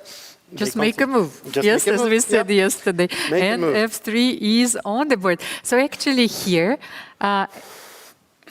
maybe Evgeny tricked Arjun, like it's the way of saying. So because now the rook is on b8, you can no longer lose a few tempi, regrouping your rooks. So maybe now bishop e6 will not work because now I can take on d6. So maybe bishop d7, your move, or And even another bishop point, c8. Yes. and yeah, that's a very interesting point because here on f3, my bishop d7 I'm not very happy with, but black had a bishop c8, Also. and now if you attack, black would always be able to protect the pawn. But now with the rook being on b8, f3, bishop c8, you all of a sudden you have some issues protecting this pawn, right? But as you said, you don't mind giving it up, maybe, yes? Yes, so let's move to Peter Swidler Let's go to against our leader. Vladimir Fedoseev, because we are trying to give a quick overview and Yes, then but everyone is in a time trouble. We failed miserably in the quick part, right? So, Yes, because once a chess player, always a chess player. We also want to understand, and sometimes I use those ideas, because they're not. Well, I do not play all of these openings, and some of the openings that I actually played like 15 years ago, suddenly they've been brought into on the scene again, and the positions which were considered to be worse, especially in the four-knight Sicilian, now they're all of a sudden all the they're rage. playable. Yes. So what is happening in this position? Peter played knight f3 once again. yes, Peter is playing knight f3. We will not dive deep into the opening, but the position that emerged, both sides have opposite color bishops, which is always an indication for many drawish motifs. But maybe let's actually evaluate those bishops. The bishop on g2, especially after e3. Let's say if white will play e3. White will probably need to play e3, right? Yes. To maybe not on the to next contain move, yes. the dark square bishop. But then maybe the bishop on g2 is more active. e3 would restrain the bishop on b6, and especially getting rid of all the threats with the pawn on f2, yes, because you cannot redeploy your knight. Actually, white would have been much better if white could have redeployed the knight. It's a classical maneuver, knight e1, knight d3. Yeah. But here you cannot do so. So you have to make a concession. Either you play e3, either your knight stays on f3. But even after e3, for instance, if you play e3, it will take your time because knight e1 is No, but now always you met no with longer rook have this e2, maneuver. and again, exactly, and you weaken the d3 pawn square. Sorry. So it's one of those. Yes, a game of chess is a game sometimes of little concessions and small improvements. Yes, so you're fighting for a square. So. White's position is Maybe a still bit more slightly pleasant, better, more yes. pleasant, but Because of black this has pawn on e6. sufficient counterplay. Although black has many weaknesses, it has to be said, right? So b7 square pawn. I like this move, rook b1, because it doesn't allow black to regroup the queen side too much, and. But at the same time, how are you going to regroup it? This poor knight on c6 is hanging on a thread because this pawn on b7 is protecting it. Yeah, so I would consider trying to force some exchanges. But I think that actually this endgame would be very unpleasant. But I'm even willing to pay. Huh. So, for instance, if you just go straight to grab, then I think I have more than sufficient. But if Okay, if bishop f3, then maybe you can because push. they are all Yes, e5, and then bishop f3. Okay, so even if I just take here, how much am I really risking here? Alec, Let's- let me interrupt you because we have the result, and I Aha. think a draw was agreed. Let's just Draw have was a look agree, at this Vishy game against. quickly. Aha, so they just repeated after. So your So you see, G6 was your fine. G6 is a clincher here, just a draw because nothing can. So white can Just like repeat it. sometimes in a position full of pieces. Of course, everyone is wondering why the players are repeating the moves, because if the queen retreats to another square, black will simply regroup the pieces and be much better. Yep. So he is forced to keep the queen on an active square here. Might well be that they were not far away, far out from their From their books. analysis, yes. Okay. Okay, so it's a good idea now to continue going over the game. Yes. Ori Kobo Ori against Kobo Yahli against Yahli Sokolovsky. Sokolovsky. We have a symmetrical pawn structure, but white's development advantage is quite serious, and Quite white substantial, yeah, yes. and white already started creating some threats. So black has some issues to solve. For instance, because if you play b5, this is overextending. You're not ready to play such moves, Yeah. and even just retreating the knight to d2. How do you keep your queen side intact? So. You know, Alec, I have a very strange analogy. Don't even ask me how did I get there. But in the Lapin Sicilian, sometimes when you play c3 and then black plays d5 and with the bishop f5 line.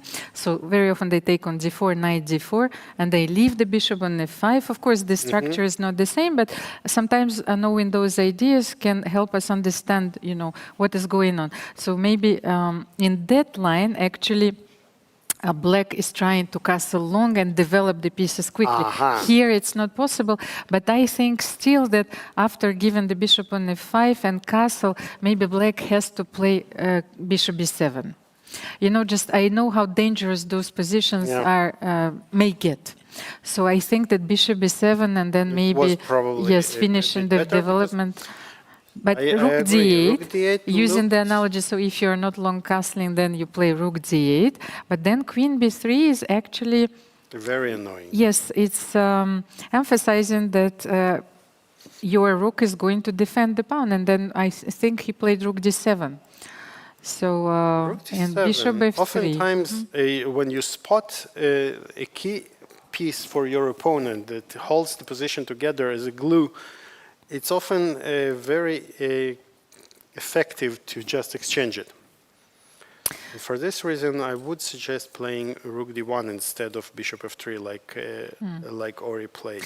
But at the same time, now that I'm trying to think about this position a bit deeper, maybe rook d8 was in a way an active move, but a prophylactic move. So you're putting the rook on d7, protecting on b7, but you're not allowing bishop d3.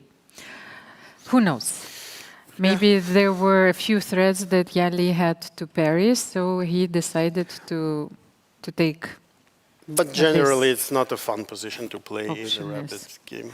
Okay, Not I a fun understand, position to of play as black at all, but But then especially maybe now after bishop b7, black is in time. Yeah, I feel that bishop f3 is a bit taking the Maybe a bit superficial, let's say.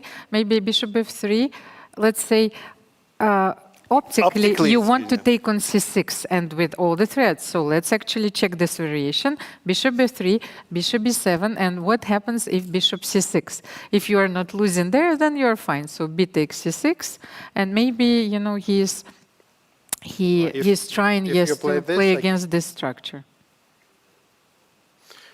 Okay, we are being told that there's some very interesting A few changes, yes. Where? game In in which the game? Nepomniachtchi match.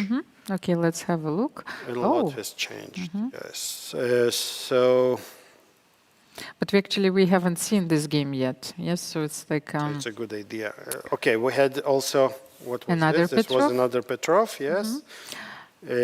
Petrov is notorious for its, a very symmetrical Structures. drawish / boring structures, but there is a lot of hidden ideas going on here. Oh. And you can see that actually Jan, by forcing f4, f5, created a lot of weaknesses in black's position, and now he starts infiltrating there.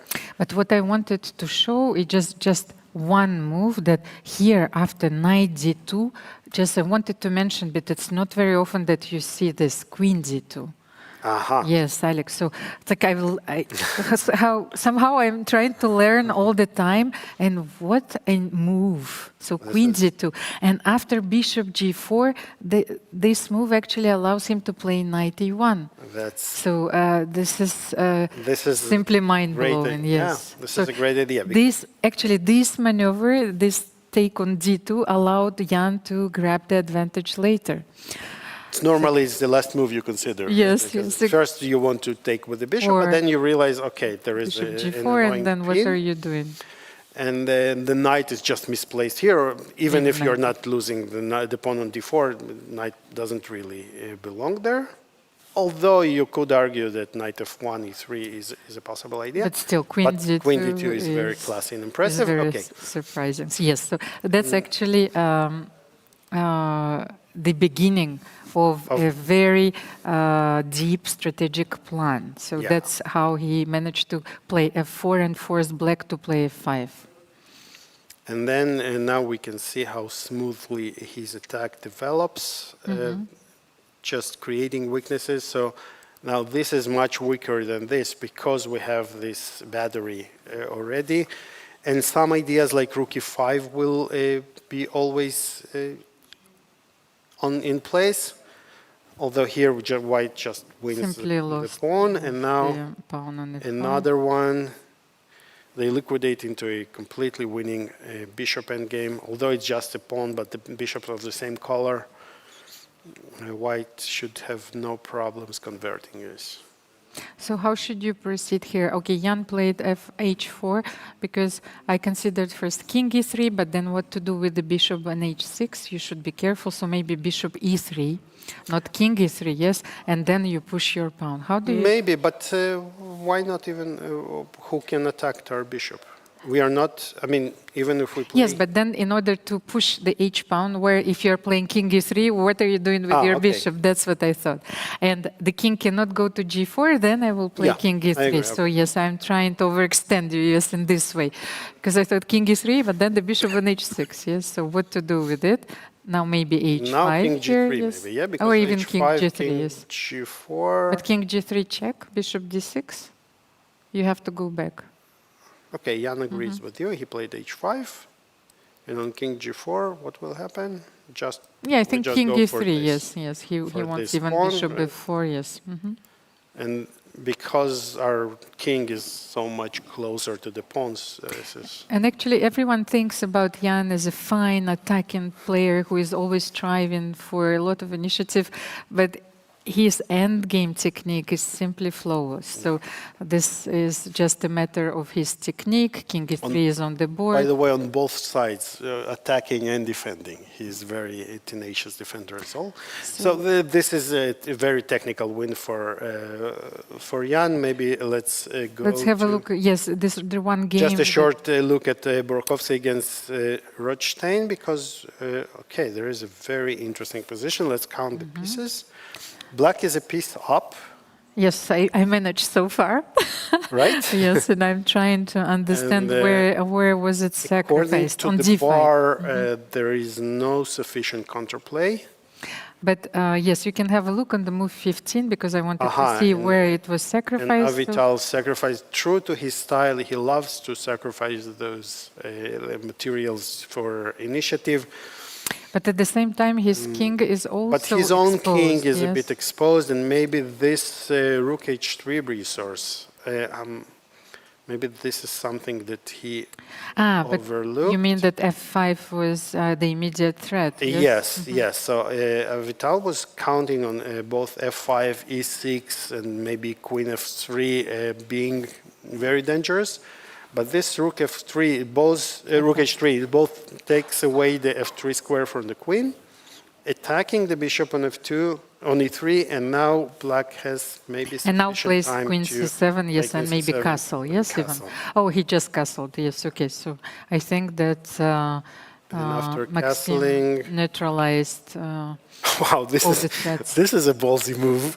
I mean, after bishop g3 to go right into this pin. Well, I haven't seen this yet, but yes, king b8, run into a7. You know, he needs another move. So, but can white play f5 here? Let's just try. That's what I would consider. I think that white needs to go all in. Okay, let's try it. Just take, and Well, we maybe rook take. g7. Yeah, we have enough material to give back. Yes. Rook g7, but then maybe rook f5. So let me not but allow. You're not, this but rook then you're g7. not attacking my Maybe the rook my on rook. d1 Maybe I is can even also just attacked. take. Yes, Yes, maybe and knight let's, e5. or maybe the other knight is even better. Okay. Knight d5. Okay.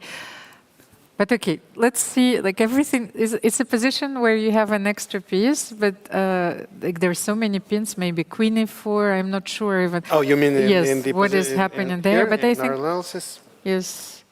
What if I play queen e4, and then if you take on d5, maybe rook d5? Queen e4, yes, you said? Yes. Oh. I also want to take on e5 and take on h7. You have to be careful, unless I'm losing in one move. Maybe I can just... and then you're saying Yes, that... yes, you will lose the...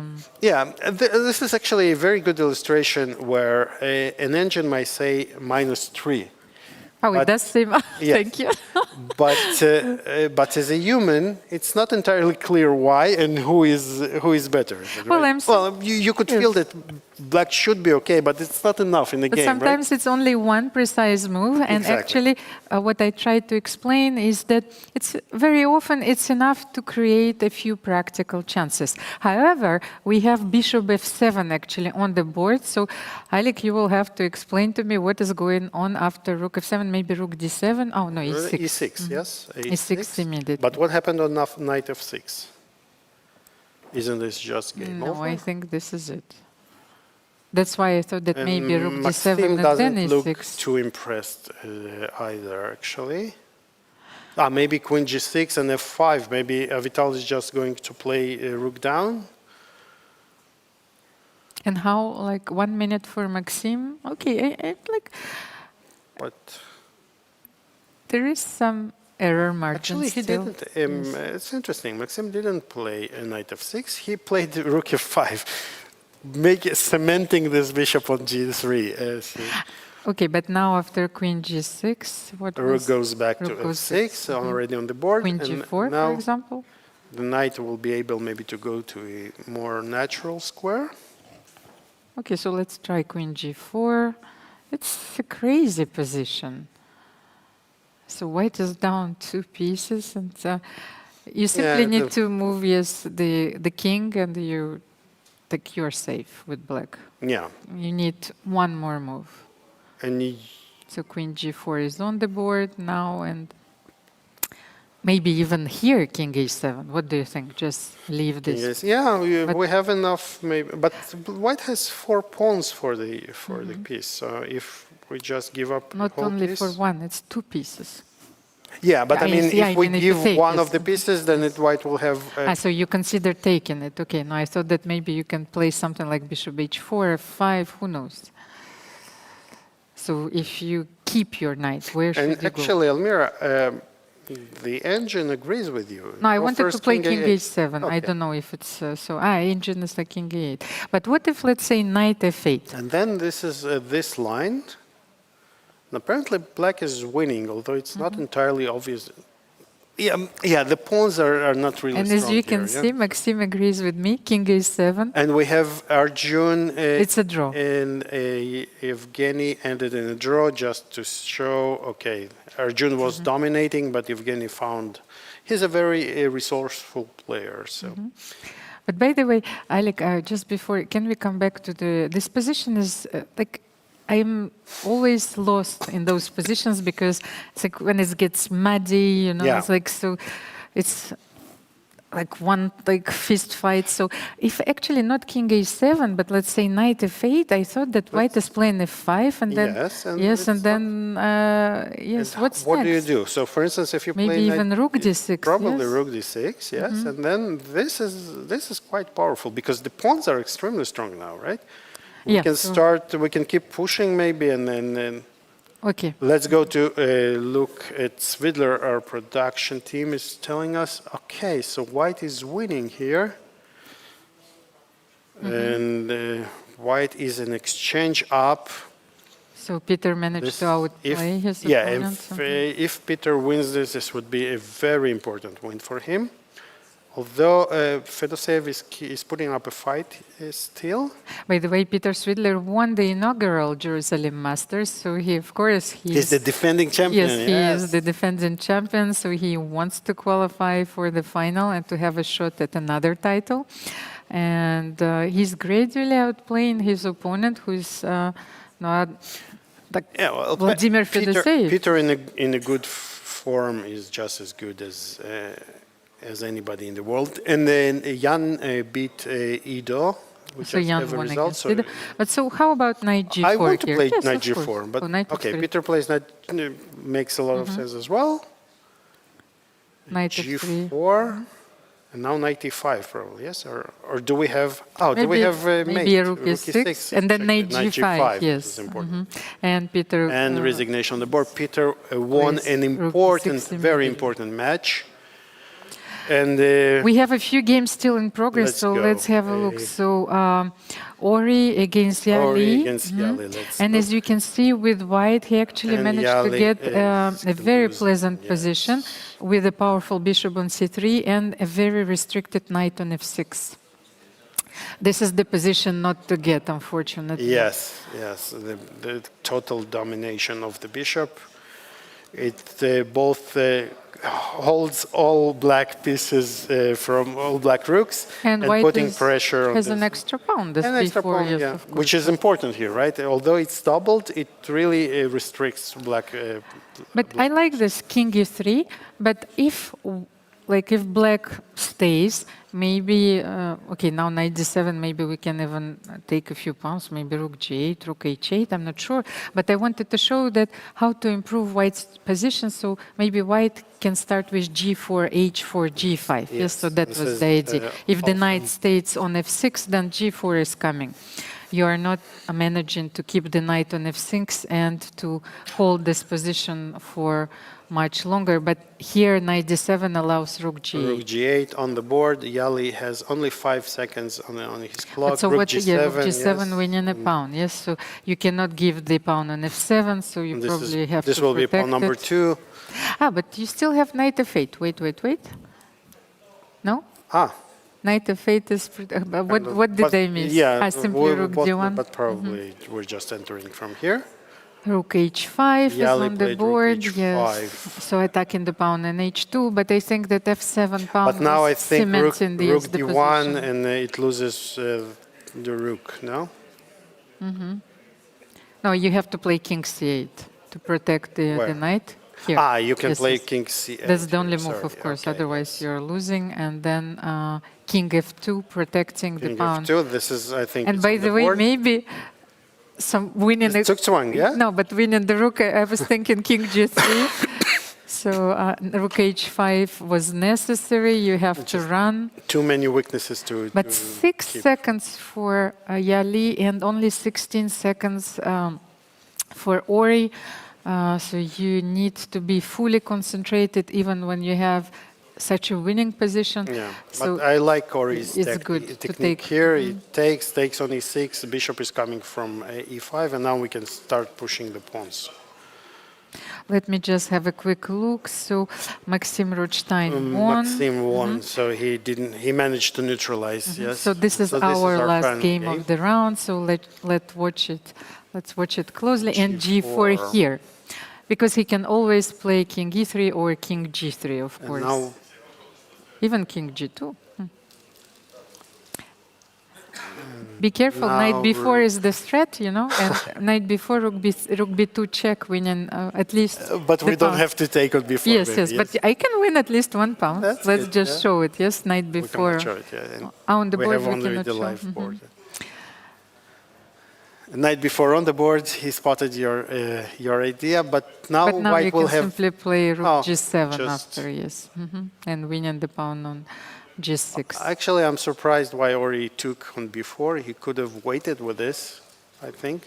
But with the knight on the board, you know, a few forks are available. That's Whether true. The knight here, is a very you know, tricky this is, piece. you can see, when you see a clear path to victory, I think that you can Yeah, but take the it. rook endgames are notoriously dangerous. So rook g8 maybe, yes, this is on the board. A4. You can, you want to play rook a4, yeah, but you you're don't- one tempo short, yes, so Exactly one tempo short. a4, rook a8 now? I Yeah, think. so the plan is white will give up the rook for the a pawn and will just push his king side pawns King down to g5. promotion. Yeah. G5 is on the board, king b7. Oh, and Yahli found an interesting idea. He moved the king to c6 as if he runs into the king side, and now he starts chasing the rook away from the a file. And this actually creates some. Well, it's an interesting geometry, but I think that you could even have played rook d5, rook d1 at some point. Yes, Yes, not rook you d8, will have yes. to, but that The same wins idea. a few tempi for. Yes, but the king is on b7. The king is too far, so now you can play. But you remember yesterday we had the game where black had With the king on the Vladimir, yes, eighth, and, eighth Arjun, rank, although yes. it was a very different But I think position. king The pawns g4 were here, you need to much bring the less king advanced, closer. so So this is- let's wait. He even started with g6. The king on c6 actually does not allow black to play, play rook rook b6. b6, yes, yes. so. And this is of course winning for white, and This race, Yahli will you know, try is- to is- find some resources. I think f4 is a good But why not candidate. king g4? You know, I like to bring my king Or closer bring to the the pawn. king, Yes, yeah, bring you the king always is always good. need this king in the endgame to support your pawns. There is no way you can win without the king unless, you know, everything is on the 7th rank. And he played g7. He just wants to exchange those pawns. And to just simplify it once again, yes. Simply win with two connected pawns. King f4 was impossible because of Rook f5 mate. Right now he will just push the pawns King together. f4. King f4 is very good Now because you need to that's cut the the strength king. of those connected pawns, because you can hide in front of them or behind them.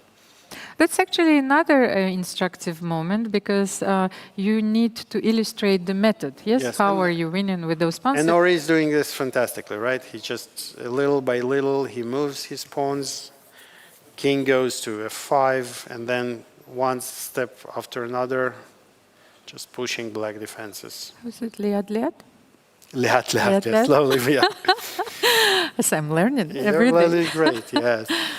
So king f8, unfortunately, yes, he uses the same method. So he uses the pawns as the shield, and then only then you advance your king, because the rook cannot give the checks from the 6th and from behind. behind, Yes, you have to fine, make then. a choice. And this is probably the last moments, because white pawns are unstoppable. Yes, I think that Yahli has to admit defeat, but he is fighting. But it's never yes, over of until course. it's over. So. Because if you stalemate ideas, you never know. Yeah, for instance, here, if white is not careful and doesn't give checkmate in one, Yes. then black would have A stalemate idea. stalemate ideas. So another win. We have so many decisive games in this round, Alex. So maybe let's show the results. Yes, because I think we have 4 decisive games. And Maxim Rodshtein, he won with the black pieces. Let's wait for a second. But and Peter extended his lead now because he won. And he is now on 4.5 out of 5, while Arjun drew his game with Alexeev. So the gap from the top It's like one spot point. Yes. is restored to 1 point. So he's increasing his lead. So let's go quickly over. Oh, we have Yes, it on the this screen. is it. So Alexeev drew against Erigaisi. Svidler beat Fedoseev. Ori Kobo beat Yahli Sokolovsky. Vishy Anand and Arseniy Nesterov drew. Nepomniachtchi beat Ido Gorshtein, and Avital Boruchovsky lost another game, the second in a row against Maxim Rodshtein. Probably he had a hard time to recoup after last rounds.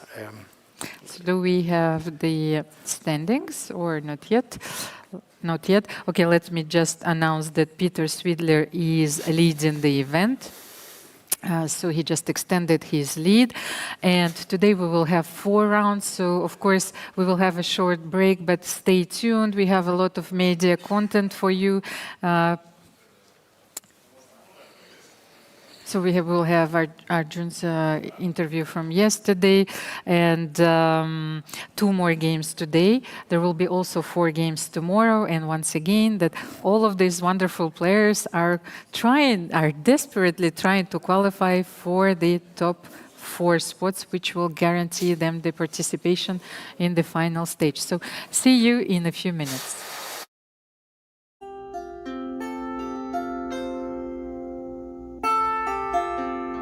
Coming here in Israel into this tournament, what do you think is the biggest difference or biggest challenge from playing with old school kind of players like Anand and Peter Svidler?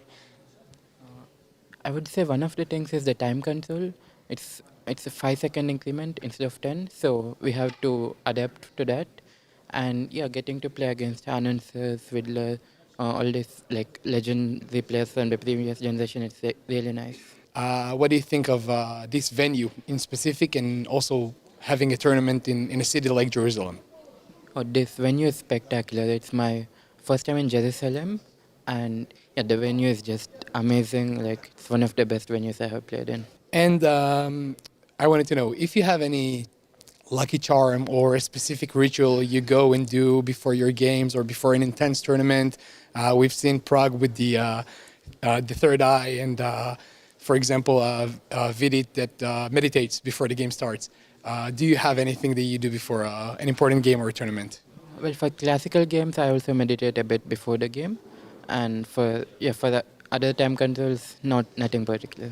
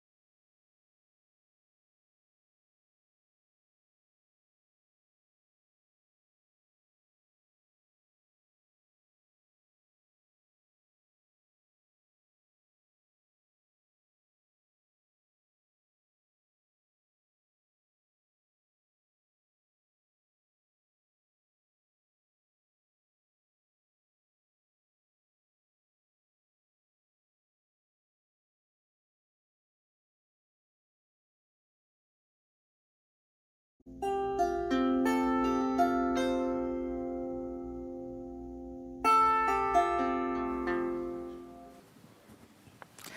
chess friends, welcome back to our studio in Jerusalem.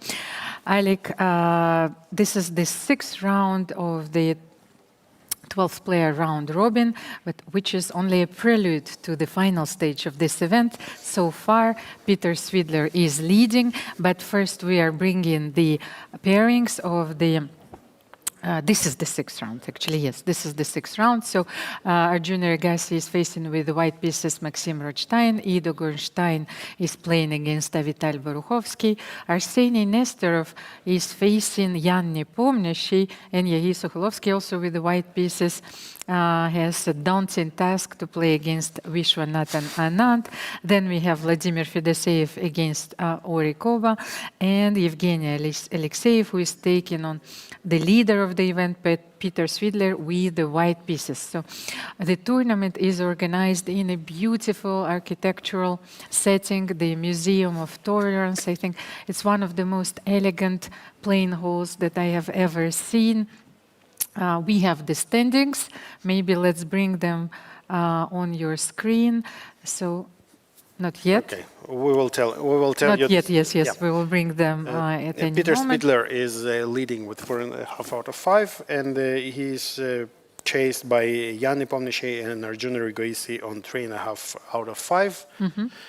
And then a few players with 3 points. Yes. So, because we need to emphasize that.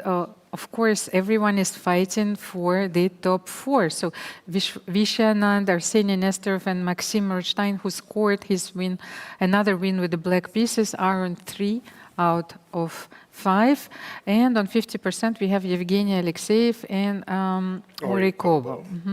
Then Ido Gorshtein with 2 points. So anything is still possible for the pack. Although Peter Swidler has distanced himself from the 2nd place and is leading by 1 point margin. So maybe let's have a look, quickly have a look at his game. And let's go to Peter's game. We are now, the position here that we have is Arjun against Maxim. This is a very quiet opening. A lot will develop here, so let's go, as you suggested, to It's like a very symmetrical, of course, position. Swidler, and Alexeev chose. This is I play this, as you know. Then please explain why you do this. Well, I like this opening very much. First of all, knight d7 is a clear indication that Peter wants a fight. However, after d4, let's say, let me show. d4, c takes d4, queen d4, a6, which was played, c4. Actually, this could be a forced draw after b5. Let me show you. So normally b5, knight c3. Yes, so, and or even Peter is not going for b5. Or actually e5 and then queen d3, then b5 also leads to the same. So let's like knight c3, and then b takes c4, queen c4. And if Evgeny Alekseev doesn't want to play for a win after bishop b6, the draw is queen c6, bishop queen d7. Yes, and this is a draw. So let's just have a look. Like but they are here, going into after bishop e6, if Evgeny wants to play for a win or to have a long game, then he has to play queen d3. So let's see if this will happen. And then with the idea of castling, playing rook d1, knight d2, knight f1, knight e3, all this has, knight e3 is already played. So, but let's have a look. I think this is going to be a queen draw. c6 is on the board. As you predicted, Almira, you are predicting all the moves today. And this is it. But as you can see, Peter looks a bit disappointed because, well, I've made a few draws like this myself, because if you don't want to risk much here, and at the same time, even let me show you just a little bit after queen d3, if you're playing here queen d3, yes, because that's the only way for white to continue. Then you need to play h6. It's a very precise move. So you don't allow bishop g5. So then castle, just to show you castle, knight f6, rook d1. Yes, bishop b7, and then you start this maneuver, knight d2. You leave actually the bishop on c1, knight f1, knight e3, and actually the position is rather balanced, but that's the only way to squeeze a little something. So I don't think that Evgeny Alekseev wanted, yes, to go down this road, so he decided to take a draw against the tournament leader. Okay. So let's have a look then at the game between Jan Nepomniachtchi, maybe, yes? Jan, yeah, and Arseniy Nesterov against Jan Nepomniachtchi, and we have another, what looks like, it was the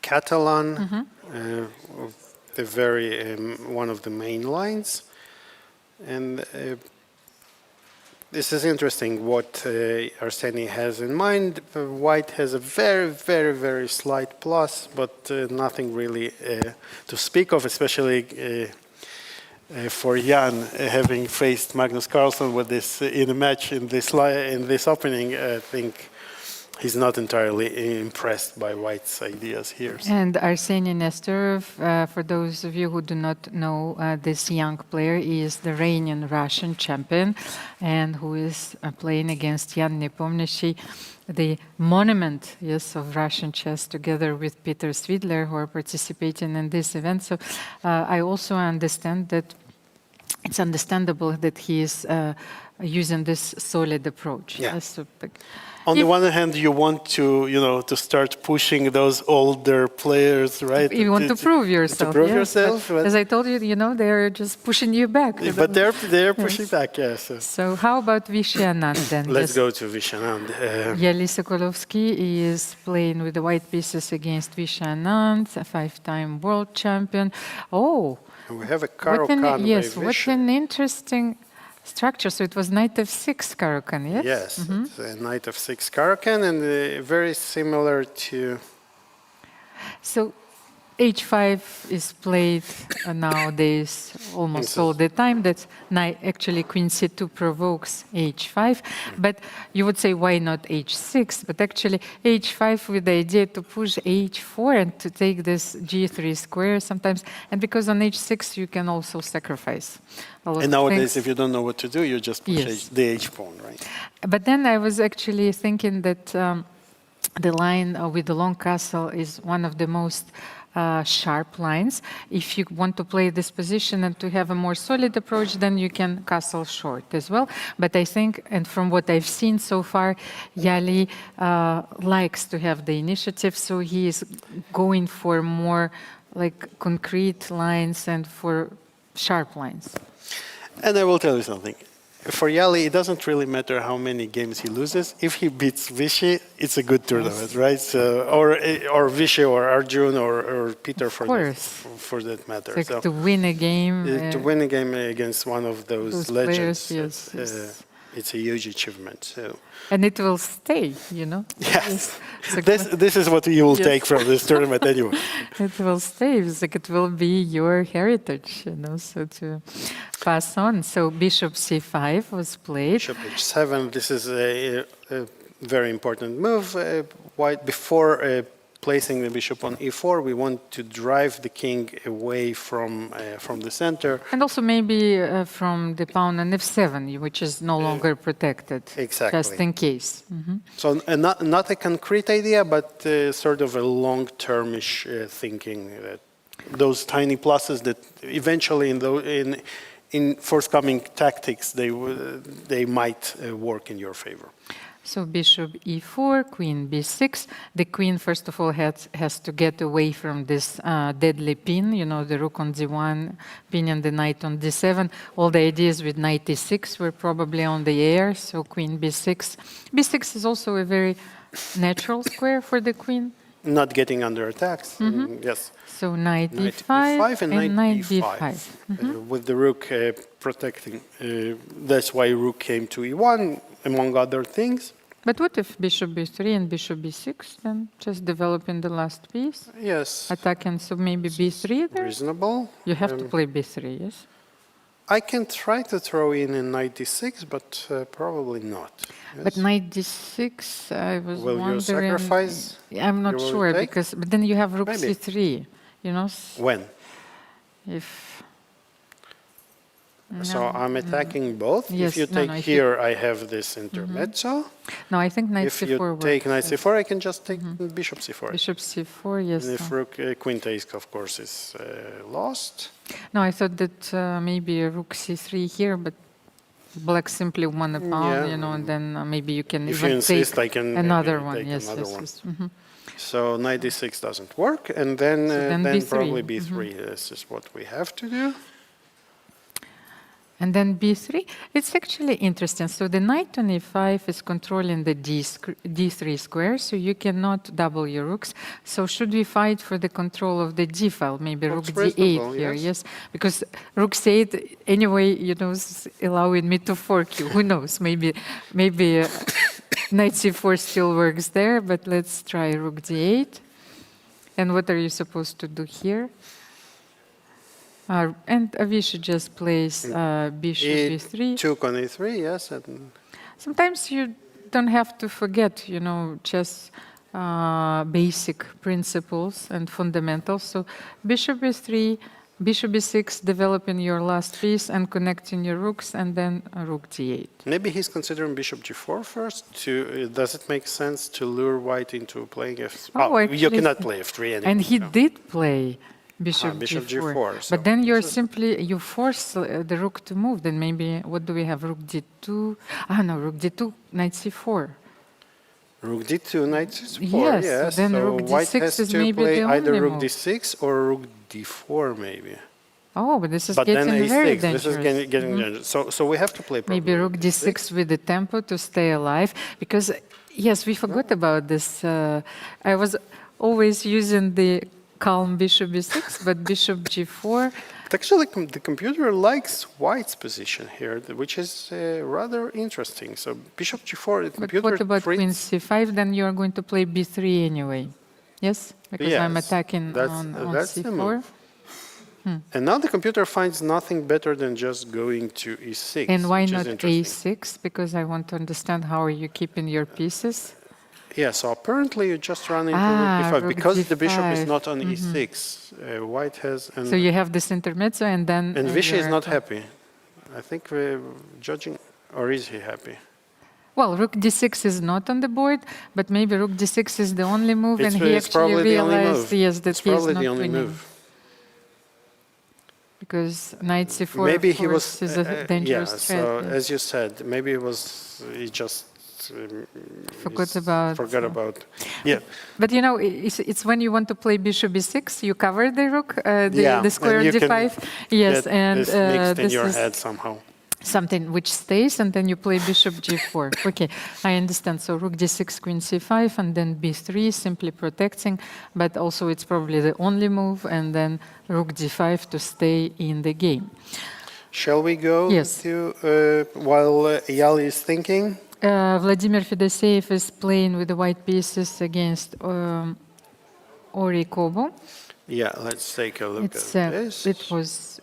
it's the game which is developing rather quietly because I can see that the Another, queens have been traded already. So let's just try to evaluate this position. So maybe white wants to remain with this powerful knight against the bishop on c8, maybe in the long term.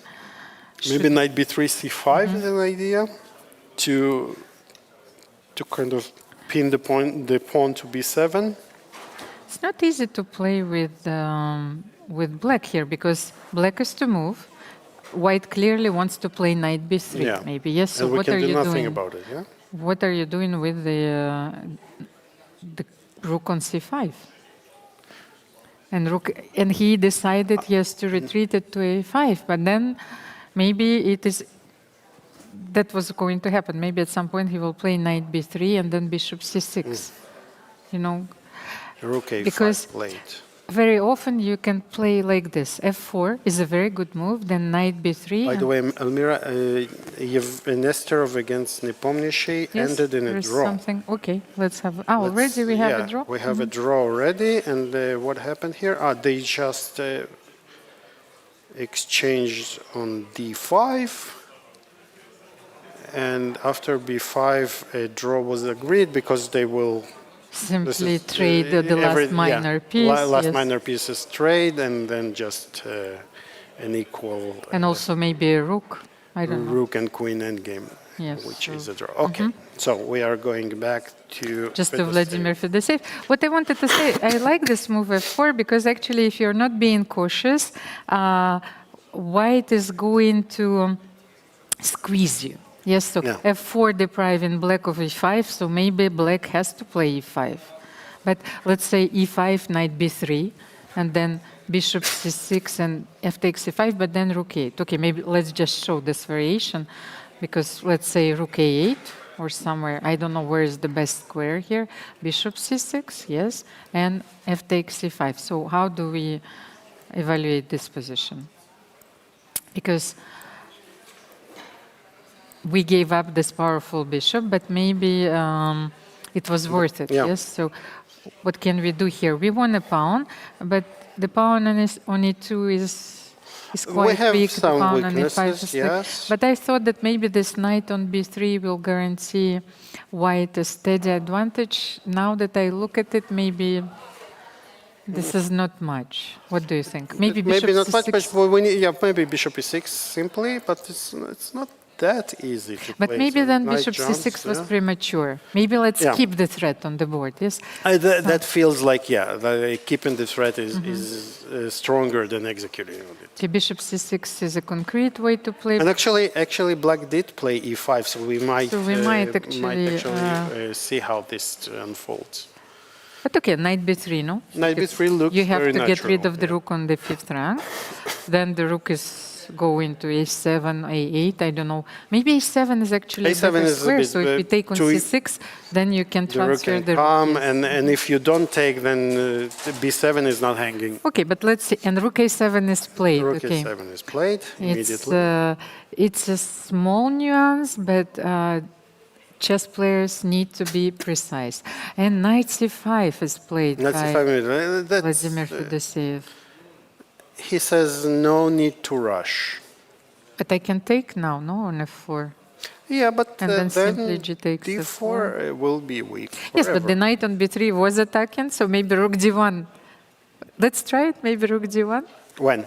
Not knight c5, just Ah, I instead just of, wanted to just understand. immediate- But, but I then- wanted to but then keep you have my a problem threat, with this and one. then maybe rook rook a2. Ah, I understand. Okay. So it's not so easy to cover all of them. So And Ori does take on black f4, has- g4. black has a few resources. Yes. of Yes, its own, yes. again, the computer says it's 0-0-0, but definitely white's game is more pleasant here. Pleasant. Knight c5 with the idea actually for transferring it to d3. Maybe that was the way. And then, yes, keeping the threat of bishop c6 and knight b4. Yeah, And the this knight is on d3 is very protecting on interesting f4. approach. Okay, so maybe... And it's tough to play such positions with so many weaknesses on both sides, right? Black has completely ruined pawn structure. White has many weaknesses himself, and even this a2 pawn is weak. So But there's maybe a lot I of should simply go dynamic rook balance. e8, bishop g4, who knows? Yeah, start attacking the Yes. weaknesses. So Okay, so we have let's jump a to few changes in the game between Arjun and Arjun Maxim. and Let's have a Maxim look. has Look half at the this time position. of Bishop Arjun's h2. bishop h2. This is a common pattern. Yes. Yeah, oftentimes when you have some pattern happening in one game, you see it immediately in other games. But the thing is, like, what is happening after king h1? I think bishop e5 is almost. And then is bishop must. e5, so you're threatening the bishop on b2, And I don't you have don't have time, time yes, to take the- to win the piece. Okay, so I understand. So that is the idea, but I think Arjun has to play you can still, king I think, h1. take and then now ask some questions. Yes. And look at this. How am I I didn't see supposed that, to but this answer is a very resourceful What? move. Bishop c3. Oh, okay. You cannot take because the bishop is hanging, and then all of a sudden white has some issues to solve. But at the same time, Maybe they are solvable. by this the way. move, Look at first this. of all, is not obvious. Yes. It's not obvious at all. But for, and for then both I sides. don't think that you should take. And you don't have to take Maybe, exactly. But now you don't have time to win the pawn on b6. That's the reason. So can you play maybe rook e3 here? rook e3. With the idea of transferring it to But now I start kind of bugging you here. rook f3. Rook f3, and now maybe I can start Maybe at some point you opening can the even center, take yes. on d5, you know? And that's what I want. I want But to then play e takes b5 and d5. take on d5. Yeah, but And who it's knows? a fight. It's a fight. Anyone's game. So Ido Gorshtein against Bishop e5 is on the board. Avital Let's Boruchovsky. look at this.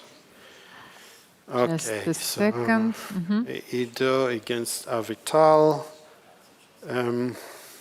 Do you remember Avital was playing this game with black against Arjun and almost he won, is- yes. So he's repeating the same opening, and however, here the structure is a bit different. The queen on b4 is blocking everything and constantly putting pressure on the pawns here on the queen side. And bishop e6 against the knight on g3 is a very good piece. Yeah. And that at that game we had two minor pieces, but here I think that black is perfectly fine. So what should black here? Even more than fine, yes. But maybe you can take on b2, yes? Okay, he goes for it. And Yeah, why not? a5 is Oh, the that's what idea. happened. a5. So Ido simply wants, it's not that he sacrificed the pawn, he wants to push maybe a6. Well, Yes, or- to open yeah, the c yeah. file. Or just ask you, how do you make a move? Because if you develop the bishop, then there is, first of all, I can take on Yes. e4, so it's not so easy. Knight e4, I thought there is bishop b3, but maybe you can still Queen play d2 queen even, d3, yes. or Let's queen show d2. this. So- and again, if the queen takes... But maybe even queen we d3. take What do you back. think? Because the queen on b2 is Shaky. somehow trapped. Yes, like Yeah. I need to make one more move. Yes, and Yeah, it's very knight easy to get c5. lost there in to overextending the pieces. Okay, but what to do with black then? But that's an interesting idea. So then, queen Queen a2, a2 on the board. not allowing a6, then queen a6. But what if Just rook a1? Then where are you going? You're going queen d5. Okay. Let's queen say if we a6. just play this. Do you really play, have more than equality here with white? I don't think so, but maybe Ido also he grasped that maybe this is the moment where he needs to balance things out, because if he plays a few more moves, then black will stabilize the position and will have an extra healthy pawn. Yeah, but it's, on the other end, it's not so easy to get your pieces out. How do you get your pieces out here? Because if the bishop leaves, No, maybe I then could rook have b1, I played, take yes, on b7. Queen b5, then I don't know how. Queen b5? Yes, Okay, to then maybe evaluate I this, yes. force you with rook b1. You take. Is it? It's very strange to play this with white for an advantage, of course. Well, I understand, yes. So my bishop has to protect the pawn on b7 all the time. I don't want to play a6. Actually, I Maybe like rook what e7. Avital did. He played queen d5, getting the queen out of danger, so to speak. And now queen b1 still. So maybe now ideas like rook c1, rook c5. Queen b1 is Interesting. a very good move, because first of all, he is keeping an eye on the pawn on b7, then rook c1, rook c5, of course, and not allowing you to play bishop b6 just in case. If then the bishop, then like you can Pawn take on on e4. e4. I Yes, think. of course. It's a little bit resembling a little bit of Benko, although with white. So we sacrifice the pawn for nothing concrete, but just a positional. Kind Yes, of and all the pressure, lines are yes. open. Of course, like we are always talking about those open files and semi-open files. Yes, but here white is controlling almost everything. So the rook is on a1, the queen is on b1, and then another rook will come to c1. So all those lines are going to be controlled by white, which guarantees them sufficient compensation for the sacrificed pawn. And rook b8 is on the Rook board. b8 is one of the Let's very continue. few Rook c1. logical moves here, right? And now you want to place b6. But b6 I can still play maybe rook c5, who knows? Maybe not here, but I have this possibility. Maybe we should take on b6. Yes? Take on b6, yes, B6 and is now, probably, after you take, going to be played. it's already- actually on the board, yes, b6, and now maybe rook a7. rook a7, rook c7 is also a Yes. possibility. We are Attacking the pressing. pawn. And again, you don't From have behind. bishop b7 because this is hanging. You don't want to play b5 because this is a horrible, horrible setup for your pawns. But at the same time, maybe, okay, how to regroup your pieces?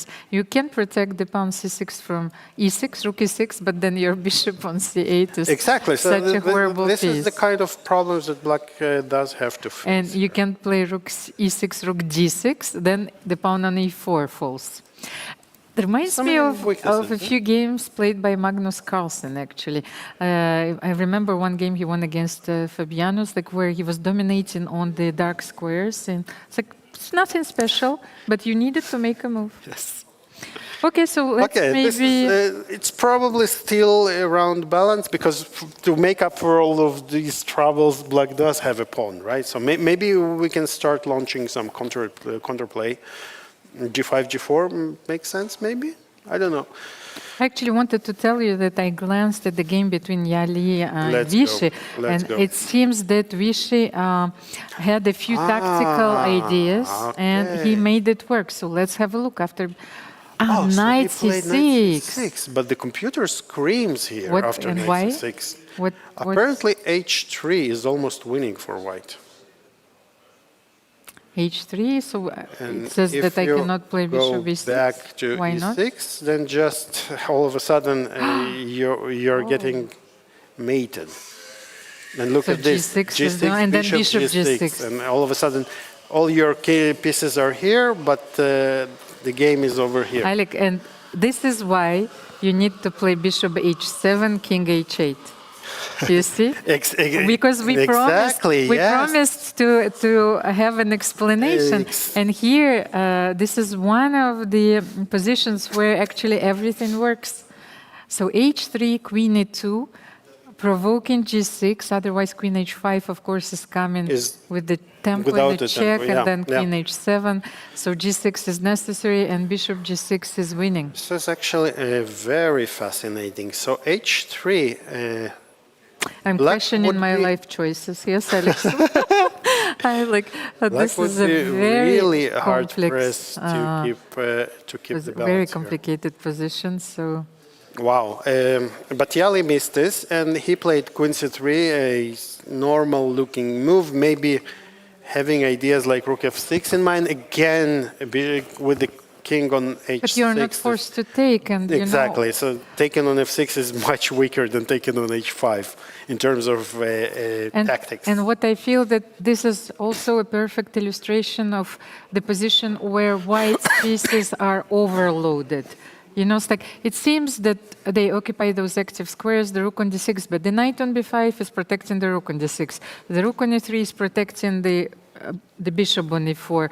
You cannot play f3 because then at some point the rook on e3 is going to fall. So I feel that something went wrong, you know, at some point, because you always have to deal with all those threats. So what happened after rook d8? But it's actually a very tricky position. Apparently, this is also giving white a big advantage after a4. Okay, but this is Beyond my very understanding. And the point deep, is that move. this pawn protects the knight, and we don't take back on d6. C5? We play c5. We have the option. We don't have the option of c5. Oh, because of then this. rook d1. But- Okay, we missed okay, it. so- Yes, but then what? Knight d6. Then knight d6, e7, rook e7, and just we and go then c5. c5. Yes. And white has a very healthy advantage, and the game is over while we speak. So Vishy what won did he eventually. blunder? And according to his body language, I think he blundered a lot as well. So what happened in the game is actually White played bishop d5, and after a6, rook d8 is actually the final blunder. White had to play something like h3 on bishop c6, but this is very deep tactics here. And what happened here is that the knight is simply lost, because if you play a3 here, there's knight yes, d4. and on d1 there is also this check on d1. Yes, of course, yes. everything. And if you move, then just knight takes d5, bishop f5 check, and the rook comes. Again, it looks very easy when the computer shows the line. It's not simple at all for humans to see. We have a few games still in progress, so maybe let's have a Let's look jump, at Arjun against Maxim. Arjun against They Maxim. traded a few pieces, in the line, so bishop b5 was played. Yes. It looks equalish. So g6, I think, is the last move. The g6 is on the board, yes. And it's important to have this luft, and especially with the bishop on b1, you don't want to play h6, so g6. And also restricting the bishop is even though that the almost queen automatic. is on c3, but he is anticipating, yes, all the threats. And look at both light pieces are tied to protecting the pawns, and the heavy pieces will just shuffle around, I think. Can we try to play for a win on either side? Well, I'm thinking that the Maybe knight on as g7 white has try to to protect on sacrifice c5. a pawn and then get into some counterattack very fast. Okay, it depends. When black is down to 10 seconds, Maybe, then yes, you're yes. trying something. If that happens, this is because like that. there are still some tactical, or maybe like Arjun plays. Maybe you don't need to give up this and pawn, now right? bishop d3 Now we is want preparing to bishop improve c4. the bishop. And the best players are always approaching any position in a way that, if it allows, of course, if there is no tactical battle justifications, they always look how I can improve my pieces, right? Or how my opponent wants to improve his or her pieces, and to prevent that. So maybe Maxim should trade queens here. I was thinking maybe queen e5, queen d4 maybe is a bit optimistic. Queen e5 is a square, yes. Trading pieces makes a lot of sense. Which is safe. Yeah. Okay. And as always, they listen to you. Maybe we should check the sound here. Maybe they it's like hear you. my voice. She does. Okay, let's jump for a second. When you play g6, you need to play on queen e5. 5 seconds Okay, there. so let's have see a look. what's going on.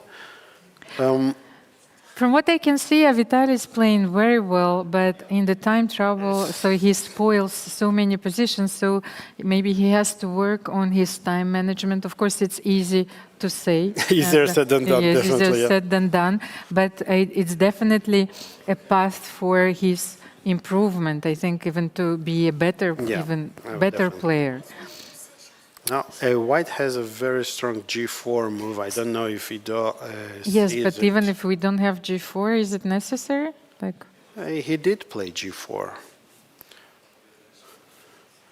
And another problem is that you don't really have a good square for the bishop. Bishop b6, okay. Bishop d7, it should be said, just loses in one move, because we don't have the retreat with the rook anymore. Because that's why we need to keep the rook on d6 and play rook d8. And if we play bishop e6, then we can maybe take on e6. We and cannot take rook e6. You have mating attack here, and then the mate is inevitable, because black placed all his pieces in such a way that it's impossible to protect. Forced to so you're forced to take, and this is really very...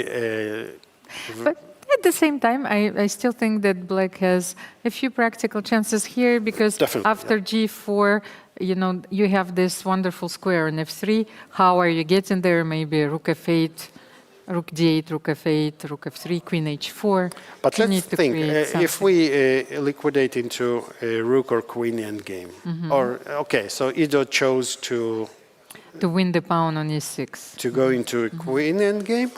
I'm not sure you're even winning this pawn, are you? After queen f. You're playing queen b7 and take e4. Well, these are great practical chances, and Avital decides to keep the king away from checks, but give up the e6 square pawn, which is even easier for white, because now e4 will fall sooner or later.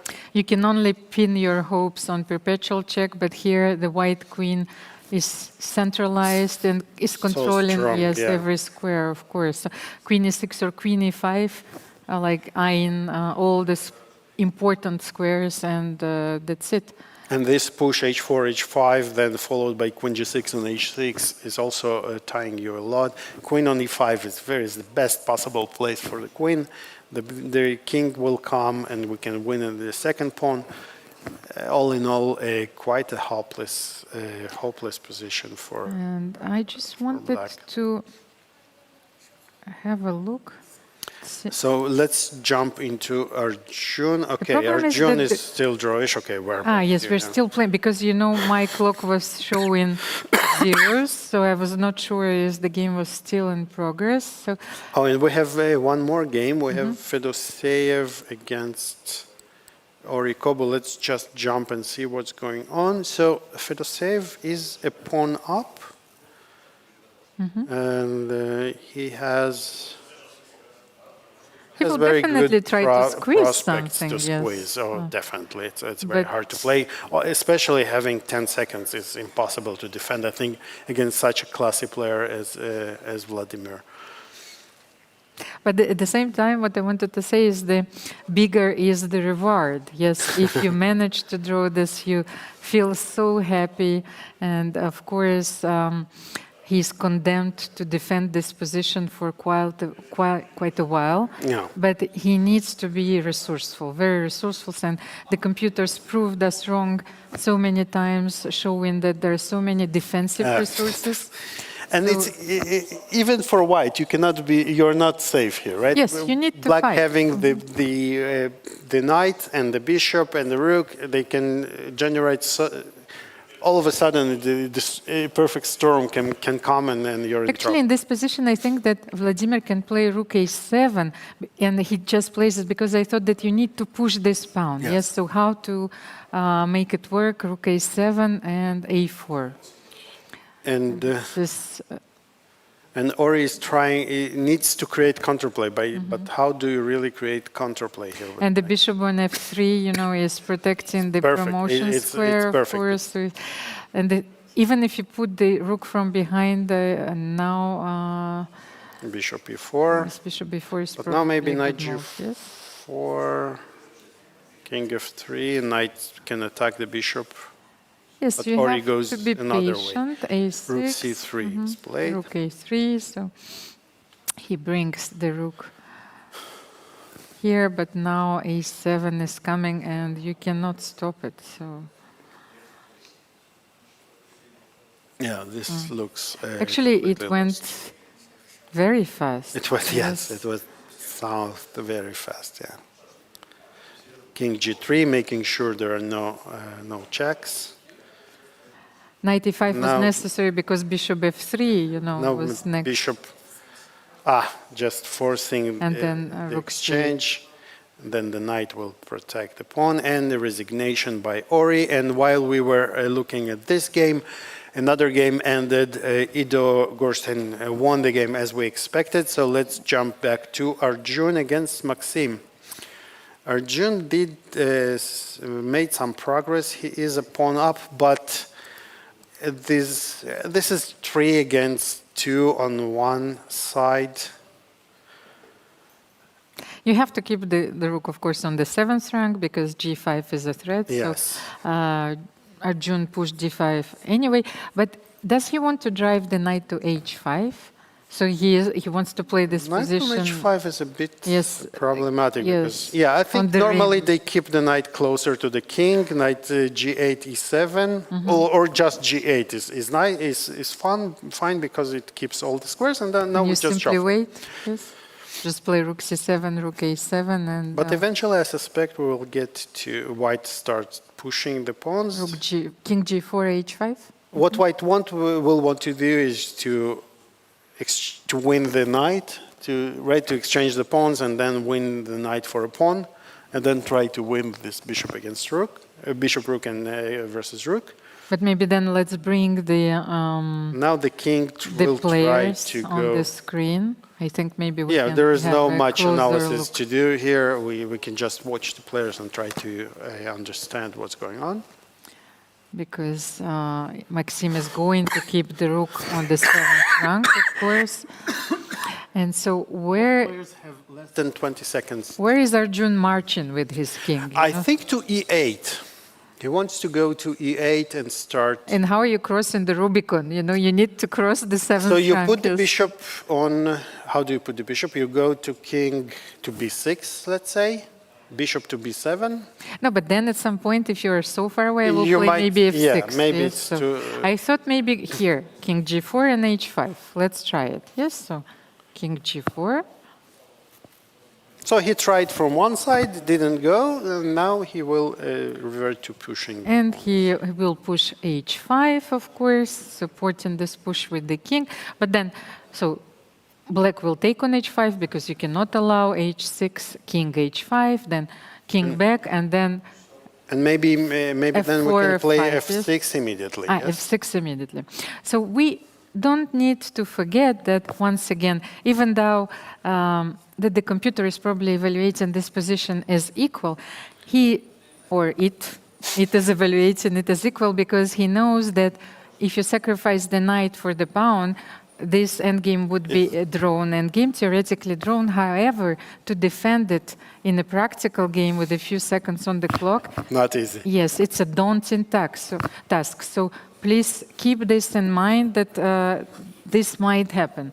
We might see another 50 moves if Maxim will trade 1 pawn and then sacrifice the knight for. And actually, last Arjun will not hurry in winning even the knight, because having those two connected pawns, it's much more difficult for black to defend against those pawns because you have those f6 or g6 or all kinds of various threats that can come in. And by the way, while we have this game on our screens, I wanted to remind you that there is a wonderful initiative by Igor Tulchinsky, a philanthropist who decided to support Israeli players. So he awarded a special prize fund for the best Israeli players, so $26,000, with $12,000 going to the best Israeli player. And for now, Maxim is the best Israeli player, so that's why I wanted to mention this. So not only the players are fighting for the top 4 spots, but also a lot is on stake. Yes, every here. half a point matters. Matters, yes. So as And look at F5 this. is So on the board. F5 is on the board, and now Maxim needs to see if he wants to play f6. I think practically it makes sense to play f6, and he does, because you really don't want to allow all those. But I think f6 is a mistake. But that was yes, rook e6. so this was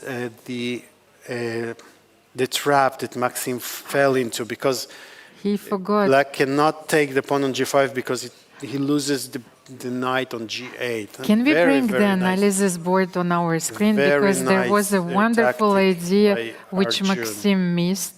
Maybe we can show it later. We will because show it after the game ends. it's- Yeah. It illustrates my point, because he needed to sacrifice the knight. That was the Now, only way. Okay. Very good technique by Arjun. Now threatening to win the knight. Maxim is checking, and now Arjun hesitated a little bit, moving the king to e3. Where does the king go from here? So 6 seconds. Maxim doesn't have a check on the second rank because the bishop is covering it. Because he was And forced now to take. losing the second pawn. Now this is dead lost already, because and look how confidently. Well, actually, Arjun is hesitating, but maybe now bishop b5 and the rook goes from the other side. So he Oh, this- repeats the moves in order to gain a few seconds. Those seconds are, of course, are very important. Now creating a mating threat of rook h8. Actually, I wanted to say that Maxim was forced to give the pawn on f6 because rook b8 was a deadly Yes, threat. yes. But we don't have the analysis board actually to show it. Now white is completely winning because But Maxim is trying to find his last resources. Knight d4 is a threat, threatening to check and exchange the bishop for the knight. you mean after g6? After yes? g6 or f6, even losing, it would lose the bishop. Knight d4 Knight anyway. d4 still trying, at least if you manage to get into the rook endgame, but not here. This is a lost endgame. But maybe Now, do can we you have attack? rook a5 Yes, maybe, exactly, on I the was fifth rank, yes? Okay, so So Rook Maxim is f6 trying check. to keep the tension. but king e7, and then But now where the- do you go? The rook will run away maybe on the, via f7 and to the other side to b7. Or, this is a nice setup. And now you can push g6. Now you can start pushing, yes. Okay, so protecting But look how everything. resourcefully Maxim is defending. This is Bishop d7, yes? Where else? 3 seconds. no, this is Oh no, I tricky. think king e5 actually allows black to take. Look at this. Yes, now you can take on f5. Oh my God, it's a draw. So Knight Maxim's like- f5. Yes, knight f5, and it's okay. The game begins from the very beginning again. So Arjun needs to win this one more time So because what a dramatic turn Wow. of events and such a resourceful defense from Maxim chapeau to Rodshtein, Maxim. yes. If he holds this, this will be an amazing save and a very. And once again, the computer is probably evaluating this as equal, but maybe he will be forced to But- give up his knight, and then It's anything but. It's yes. not an equal. It may be 0-0. It may be a draw, but it's not an equal position by any means because only white can win, and black has to be very precise. Still, although psychologically, of course, black is much better than it. 4 it was seconds. 5 Maxim minutes needs ago. to make a move. Like he's 2 seconds on the Yes. clock, he makes his move. He's trying to put some pressure against, and look at this. He's actually made the trap. If white plays g6, rook c5, winning the rook. So, Rook but Arjun says, G7. but now we have knight Do e4. you have the move? What is the move now? Knight e4. It's move 101. Look at this. And 101. I think Maxim managed to force. But okay, he can now.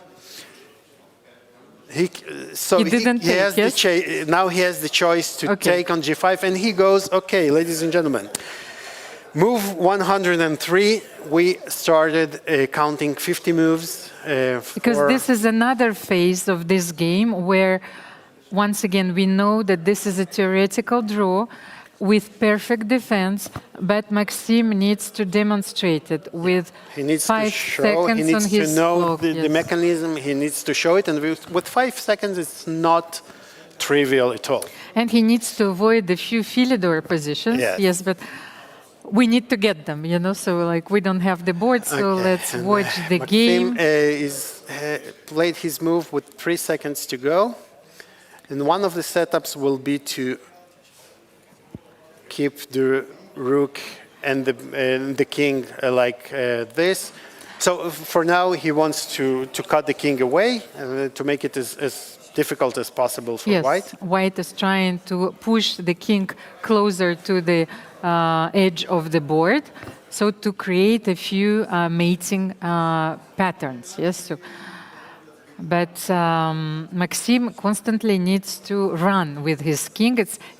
It's a dance. It's a yes? dance, but it's a dance when you When you're you fighting can for your life, misstep many times, yes, and if you misstep one time too many, you just lose the game. So okay, but so far Maxim is holding very well. He doesn't allow Arjun to push himself too far away. And we are on move 116. Maxim needs to survive until move 153. Still many moves to go, 26 moves, 28 moves to go. Arjun is trying and starting to get to push black a little bit further. So now when the king retreats to the second rank, white will come to the fourth rank, and now it's becoming more and more dangerous for black. Alik, and I just glanced at our analysis room, and everyone is all the players, all the players, yes, is yeah, because watching. And they have been in this situation, and they know how unpleasant it is to be on the black side. yes, on the defender side. Yes, so 12 seconds for Maxim. Yes, rook a8, I thought, so then you can check from behind, but now you can give rook a4, yes? Yes, No, and rook Maxim a8. brings the rook back from the other side to keep the fortress from this side. So What so was far the so move, good. Alik, 103. We remind- started on 103. 103. So 104. 104 actually was 104? the last capture. Yeah. So we have to wait till the move We have 154. 30 more moves, but I think the player needs to claim. No, I'm not sure. Or During in the rabbit, rapid, I think that the arbiter stop can, them. yes, can stop the clock. And In classical games, the arbiter can intervene after 75 moves, I think. Yes. well, If- you know, if we the player had doesn't- the same situation in the last round. It was the last game of all of the tournaments, where Alexander Goryanchkin had to defend this endgame against Anna Muzichuk, and I actually didn't even know what was the move because Alexandra Goryanchkina decided to take another score sheet, so she didn't finish the second score sheet. So I was looking at the score sheet, the moves were not there, so I didn't know when they started, and she herself was lost. So, Maxim lost on time. oh, He lost on time. Oh, this is heartbreaking. He saved the game. He almost saved the game and just lost on time. so this is This is such very a tough dramatic, heartbreaking Such, end, yes. such a tenacious defense. He really, he made a miracle.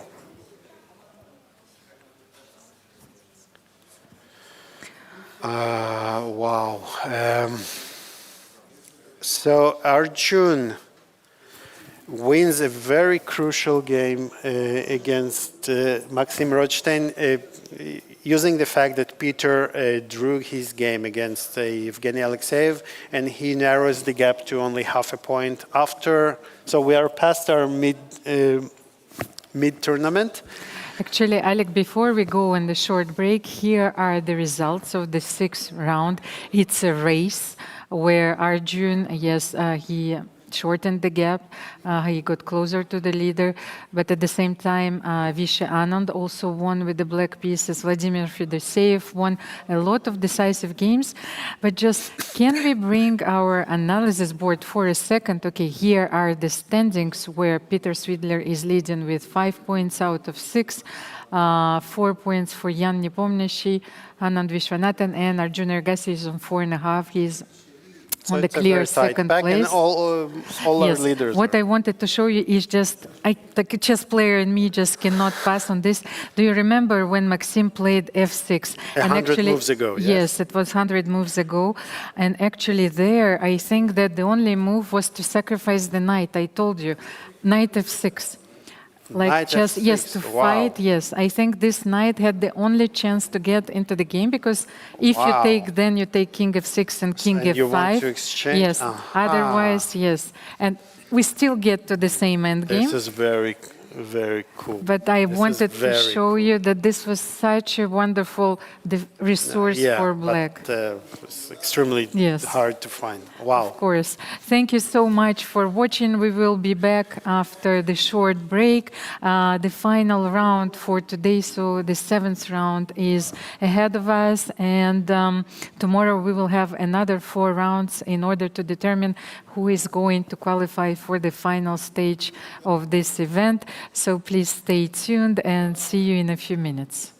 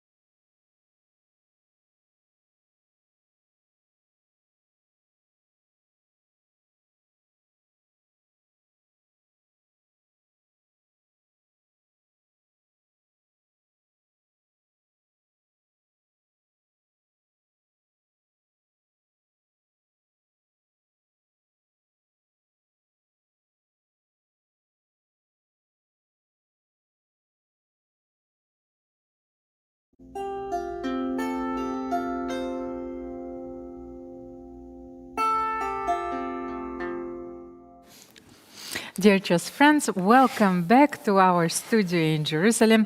Jerusalem Masters is underway. Today we're playing 4 rounds. Yes, this is the last round of the second day. And tomorrow we will have 4 more rounds. So here are the pairings of the 7th round. We have some very exciting pairings now. So the clash of the titans. Peter Swidler is leading the event. He is facing with the white pieces Arjun Erigaisi. Then Ori Kobo is playing with the white pieces against Evgeny Alekseev. Vishy Anand is taking on with the white pieces on Vladimir Fedoseev. Nepomniachtchi is playing against Yahli Sokolovsky. It's a very important moment also for Jan, I think, if he wants to finish. To catch up, yeah? Yes, to finish the day also on a very high note. Then we have Avital Boruchovsky playing with the white pieces against Arseniy Nesterov and Maxim Rodshtein against Ido Gorshtein. So a lot of And just a few words about the standings. ahead of us. Peter is leading with 5 points, followed by Arjun. So this is our clash of the 2 leaders with 4.5 for Arjun. And then Jan Nepomniachtchi and Vishy Anand with 4 points each. And Arseniy Nesterov on 3.5 points is on the 5th place, but 5th is not good enough. So if he has aspirations to qualify for the final 4, he will need to overtake one of those titans. And if you just finished working and you are tuning in only at this very moment, so please know that all the 12 players are fighting to qualify for the final stage, which will be played in a different format. It's going to be a knockout event, so anything is still possible. Yes, for how many players, by the way, theoretically? Let me have a look. Actually, I think there is still half a way to go. So. Of course, so we will have 4 more rounds tomorrow, and I'm still trembling from last round's game Yes, between Arjun and Maxim. And by the way, how would you say the last game affects Arjun now? So this is the 4th game of the day. the thing is, like, He just won 2 games in one, right? Yes, he won also- this game twice. yes, but he also won, as you remember, he was very lucky, got very lucky against Avital Boruchovsky, who also lost on time in a winning position. So, okay, this was a different scenario. But what I wanted to say is that we have 2 players with different round trajectories, because Peter made a very quick draw, whether Arjun was fighting for how many moves? 140 moves? 128. 128. Yes. Okay, this was a very long game, a draining one. And So finished just now, right? So. of course, so, and you have to. But contrary all over. to what you might expect, that the more rested player will have the upper hand, I think it often plays against you, that you rest, so you kind of lose the rhythm of the game, while your opponent is still very sharp. And we saw that Peter actually was quite disappointed, because then he has to watch all the games Yes, during the round. So what about their opening? Okay, Let's have a look. Peter played for knight of 3, his pet move in this tournament so far, and This variation is very interesting, because from the current position, I can see that Peter is probably going for the line where he puts his queen on h4. After rook c8, maybe he can play queen h4. Or, okay, he played queen rook c1.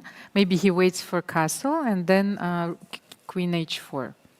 So let's see if Peter will this go is going exactly to your script. for this line. And the Yes, queen is on h4. Okay, it's a very interesting line. Arjun is also playing very quickly. What do you think, Alik? Both players are feeling quite confident. They understand those positions. They have studied them. This is a hedgehog kind of position where white has some slight spatial advantage, but black position is so solid, and black doesn't really have many. Let's say what differs. Yes, what from the Sicilian, yes? Yes, if- What is different? The pawn is not an e4. That allowed black, white to play queen d4, queen h4. And also very often this pawn on e4 is a target. Yes, so Exactly. the bishop on b7, knight on f6. Here the pawn is on e2, so this position is somewhat maybe a bit more flexible, yes, for white. So they don't have this target on e4, and the bishop on e3 is looking also on the pawn on b6. Maybe knight d5 And will some- be played at some Knight point. d5, Yes. sometimes white might have ideas like before a5, but if we solve the problem of the c4 pawn. I wanted to ask you one question, Alek. I'm not very familiar with all the plans here. I know that white, of course, plays queen h4, rook d1. Do they play g4 here? g4, g5? I was thinking, okay, if you're allowed to make those moves practically in any position, so can you try something like this, or this is too optimistic? How are you launching an attack here with maybe bishop h6? Bishop h6. But then you would cannot play g4. Start with bishop h6, but You need to g4 transfer is the rook, interesting. yes? G4 is actually interesting, but Let me just show something. So bishop h6, of course, black should not take on h6, just one thing. So bishop h6, queen h6, because the absence of the pawn on e4 allows white to play rook d4, rook h4, just in case. Okay, you have to be familiar with those ideas, of course, and then knight g5. So you cannot take you on don't. h6. Yeah, you wait. You almost never take on Yes. h6. Yes, you wait for white to cap. But let's just try g4. Yeah, okay. Without bishop h6, I wanted to see after rook c7, can it happen? It's like But you see. do you want to play queen a8 here? I was thinking rook I c7.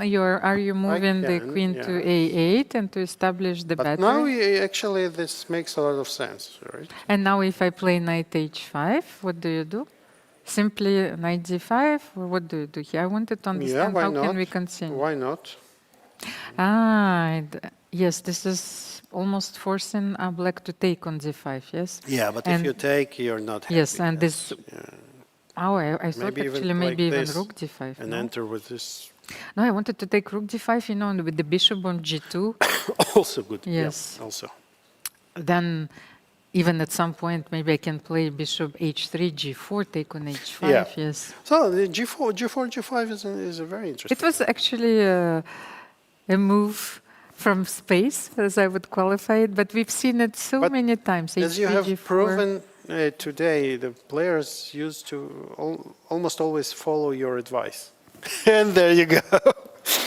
Okay, So I surprised myself, Alek, you know, because I... maybe for tomorrow you can move to No, the other. never in no? 100 years, in 1,000 years, I thought that Peter Swidler would play g4, because this is my role. I have to ask those questions. I'm thinking, okay, here we are, not my pieces, you know, I'm not responsible for those pushes, you know, g4 is on the board. Okay, but... Peter, if you can hear us, wink. And Peter stands up from the board, so maybe Interesting, very he interesting. prepared this move. I have to study this opening. You know, I've seen this many times. I know more or less what to do, but I think that this was a very bold try on my behalf. Very interesting. Actually, the computer suggests another bold reply. Oh, but Arjun I does told play you queen A8. But you know, this is maybe Interesting. this is the moment where I ask this question, because whenever black plays rook c7, I know that the follow-up is to create this battery, queen a8. So I said, maybe this is the moment where you can use and you can play g4, because black will play queen a8 anyway.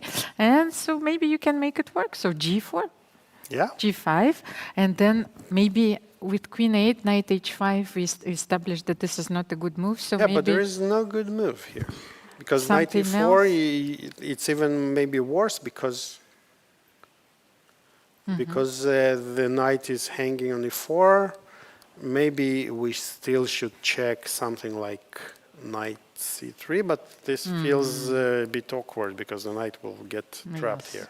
White is much better. White is, the computer evaluation is almost a pawn up for white after g5. So if Peter plays g5, and I don't see a reason for him not to play. But let's look at our other contender, Vishy Anand. Against Vladimir Fedoseev. He has a very promising position against Vladimir. What His was last this move opening? was just a queen g5.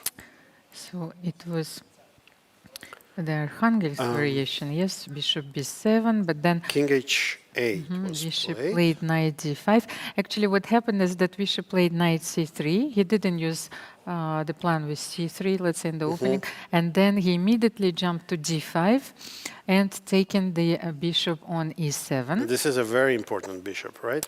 Because However, keep the black dark took the squares. bishop on b3 also, so it's very interesting to, actually even for me, to But see. now that white managed to weaken the dark squares and having the dark square bishop, so it's for long term, this might be potentially very dangerous for But black. Vladimir just played knight d7. I think that he wants to play f6, yes? Yes. So, he will play f6. How can, if I Bishop can, knight g4. because I was thinking of another analogy where the pawn is not on b3 but a3. Very often white plays b4 and bishop d2 b4.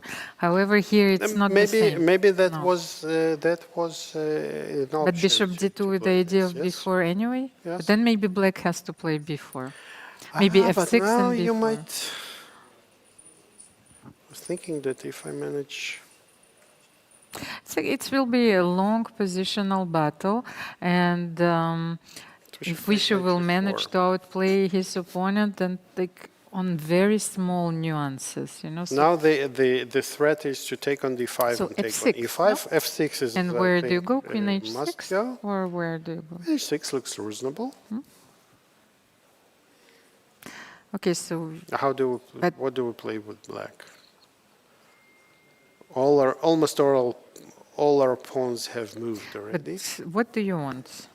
You cannot play f4 like. I will take- eventually. Maybe I will try h4 at some point. But h4, be I careful. don't want to play be h5, careful, not yes. yet. But okay, I play bishop d2. Maybe then think about taking on d5 and f4 if the moment is right. If not, I can maybe try to. Well, I don't think that you have anything else than bishop d2 actually here. You need to develop this bishop to connect your rooks, then maybe b4 and then d4 if you're allowed. Actually, my idea was to play b4, especially with the rook on e1 and the queen on e6, is to also to try d4. Who knows? Yes, and that's exactly the point. That with black king being weakened so much, we want to open the center, right? And if we open all the pawns in the center, then all of a sudden black position can collapse. But for the moment, even though I feel that white pieces, you know, they're occupying a few active squares, but your rooks are not playing yet. Yes, so you need to coordinate your pieces. So Vladimir is still thinking about f6. Maybe let's use this moment. Use this yes, moment to jump. just for a second. We can have a look at the game. Nepomniachtchi Sakolovsky, right? Yes. For Jan, this is a good opportunity to Also, yes, to finish this day. finish this day on the high note, and also to. But what was the opening? It's also the classical Spanish, yes? Spanish, yes. But then d6, c3. What is So this? no Last marshal. move, rook c1, rook c8. So let's just evaluate this position. White has this powerful outpost on c5. Yes, the knight on c5 is supported by the knight on d7. So the bishop on e7 is very often black's worst piece. So like we have to show it. Maybe so like what is their worst piece is probably for the moment the bishop on e7, but there is always some room for improvement. However, white has the advantage, the space advantage, of course, is he's trying to maneuver his pieces also to a to better square. That's what I was thinking. The first thing, I want to bring the knight maybe from f3 closer to the action, to d3, and this last move by Jan, rook, bishop d1, maybe transferring to g4, a c8 diagonal, also putting some more pressure on those knights. That's interesting. I was thinking maybe, we can, like, how can we play knight e1 and then prepare? Yeah, actually, I was thinking maybe G3, black knight g2, even f4 also possible. Because, when the center is stabilized, who knows? Those are long. And according to today's rules, Jan will have to now play your idea. Right? No, he decided to play knight b3 because I think he is a bit worried about this outpost on c5, so he is trying to get rid of those powerful knights.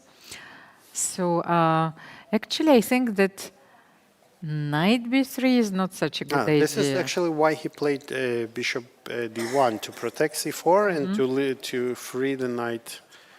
Yes, so then he can play. B3. But what if knight b3? Because I think knight b3, let's say maybe we take the queen, rook a7, then we bring maybe the pawn, yes, a b3, closer or maybe to with the center. No, I think with the pawn No, is the fine. pawn makes more sense, yeah. And what to do here? Maybe we can. So it's not the king's Indian, but maybe we can take? still take, yes, on d5. Because, you want to redeploy your bishop by bishop d8, bishop b6, but the pawn on d6 is weak, so you cannot do this. But how do you recapture? Do you take with the e-pawn, or because e-pawn, you can run into some a4 and the weakness of the c-pawn. And you can still play knight c5, actually. Why don't you play knight Here? c5? Maybe bishop c5, yes? Or what do you do here? Yeah, maybe bishop. No, actually, I understand. Alik, maybe you take on c5, he takes, and then you simply double on the a file, and I will use this moment to play b4. How do you... you will play bishop d8. No. Yeah. No. Maybe, I don't know, why not knight I'm not c5? too scared here with Maybe no, you should keep your dark square bishop then, of course. Maybe knight c5. Then. What's our current position? We delved a bit. Oh, and Yahli is thinking, and he played bishop d8. And this is apparently a mistake because... But why? I think he wants to play bishop b6 here, yes? So but this, he wants to improve his bishop, but what? But I think he blundered this move. Oh, bishop a4, and if you take on c5? How? If you take with the bishop, I take first. Okay, let's take... Wait. Yes, we can sacrifice this pawn. Yes, but I'm thinking about how to take...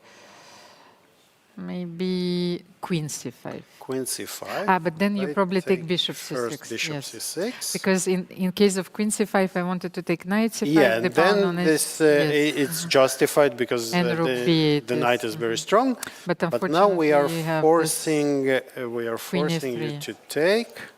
And rook a7. And after rook a7, we can same. take and c5, and this is probably winning. Okay. So this looks like Yahli misstepped a little bit. We've seen that the fatigue is taking its toll, yes, because this is the 4th round of the day, and even if it's a rapid game, Jan yes. just took on c5, yeah. After he's expecting bishop b6 and bishop and a4. let's a lot of blunders. We should, yes, and the problem is that we cannot just take on e5 on c5 because e5 the pawn is overloaded. It protects both the knight and the knight pawn. c6 and is also knight c6 is coming and it's crushing. It's simply crushing. And Yahli did play bishop b6, but I think Jan has a reply ready. Alik, let's just have a look at the game between Ori Kobo and Evgeny Alekseev, just to show it because it's another symmetrical structure. So I think that this game is developing rather slowly. Yes, with black maybe taking on f3, I thought, and knight e5. What do you think? Bishop f3, knight e5? Yes, it's possible. It's possible. Yeah. Like just the first Yeah. thing and that comes just, to my mind is to equalize. Equalize. Yeah. And then have we seen the Avital against Avital against Arseniy? Arseniy. Yes, it's a very interesting position because as you can see, the white king is still in the center, so was a deprived of French. castling. Yes. Was So a what an French. It interesting looks, position. It looks as a home preparation. G4 was played on the move 12. Yes, so it looks like home It preparation. looks I like agree both with you. like very sharp line that both players are familiar because. How do you know? Because, well, actually, it's not clear because they both spent more than 10 minutes. So. But then, okay, white cannot castle. White cannot castle. What Black what did can you castle, do but here? what does it really give him? And very often white is trying to castle artificially, but here, like where do you run? Yes, you can run king f1, king g1, but maybe, like, I don't know. It's like, But you know what I find most interesting in this position? Is the computer evaluation. don't tell me that... 0-0. Okay. So if you look at this position, guys, this is how a 0-0 looks like. So this is the I'm speechless. quantum evaluation. I have yes, no speech. yes. Yeah. It means it's a mess, you know, but both sides have enough resources to keep the balance. Yeah. Yes. Okay, but then let them think. Let's admit that we don't understand nothing in this position. Black and white have so many weaknesses, so many There are so many possibilities. options. Yeah. Let's say white can maybe double on the g file if it's So possible. this is a but then- threat, yes. right? Knight b4, knight a5, knight c4, White and wants to rook go g3 here. is Maybe not- rook g3 and just run, And we are running, run with yes. the king. Yes, something like this. And rook g3 is on the board. Avital did play rook g3. And of course, if you have looked at this at home, if you analyze Then it, you then know you the at least plans. know the plans, you know the ideas, and it's less dramatic Never, for you than for us. like you never enter such a positions if you don't know what are the plans. And Look at Arseniy this. almost instantly plays knight a5. Yes, knight Yes, b3 is a threat. threatening, So. the By the way, exchange. I just wanted to show you that Peter Swidler and Arjun Erigaisi, go they've made a few moves, so they've traded rooks. And let's maybe have a look at how this game unfolded after g5. Actually, Arjun played You're knight. invested in this game. Yes, Yeah, but this knight idea of- e4, you know, it's like, well, we are not mating anymore. That's exactly, Yes. but that's what we thought. But instead of playing knight c3, Arjun played e6. E6. Still, And d5 immediately. D5. Okay, so he understood that if he doesn't put pressure on Peter immediately, he's going to be worse for a while. So I it looks understand like this. Peter had a very interesting idea here to play bishop f4, to force the rook Where? to a more unfortunate square to c8. So the knight on d7 is not protected? The knight but- is not yes. protected and the rook is not doubling on the c file. And then to play this queen g4 move, putting pressure, again, threatening to take on a d5. But the idea being that if e5, then you take on d5? Just If no, e5, then not you- here. Not But where? after bishop b4. After Yes. bishop f4, yes, so you then you're take, taking on d5. threatening, and then you capture back. But actually, I think the computer comes up But with what even is- a better move. What if e5, then what is the On follow-up? e5, it comes with knight e5. This is Yes, a very yeah. clever tactical the motive. idea is Yes. that if Then you you take, then rook d5. You attack this one and and, the this one. e4.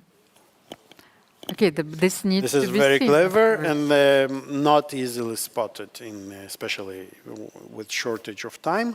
And Peter went for the more solid, and makes a lot of sense, this more solid approach, because what you don't want to do in this game is to lose with white, right? So a draw is basically okay for you as a tournament leader.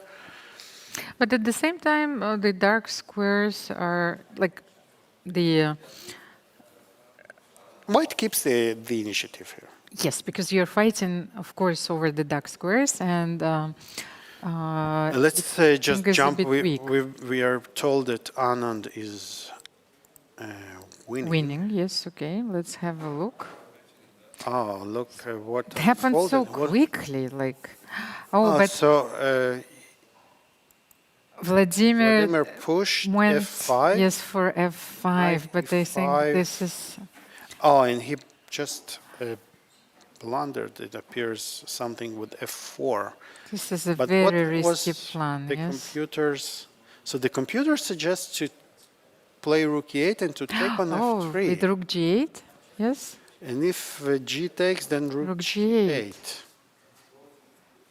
But then can you, This is very and you tricky. cannot So check on you- e5 because you take, no? Yes, if That's you the take on idea, e5, then yes. queen e5. Yes. And if you play something like bishop g5, then the queen just goes. And if you take, then black has the time to take. Ah, and so And it, this is just it was a fine for draw. black here. Yes. Ah, but still, I think that f5 is such a responsible move because You if needed you to don't, see if that, you yeah. don't find the very precise way to equalize, then yes, like you leave yourself with so many weaknesses. But It feels like Vladimir miscalculated something here. Maybe he was counting. No, but it's hard to see him go into this. And now, yeah, king h1 is just a cold shower.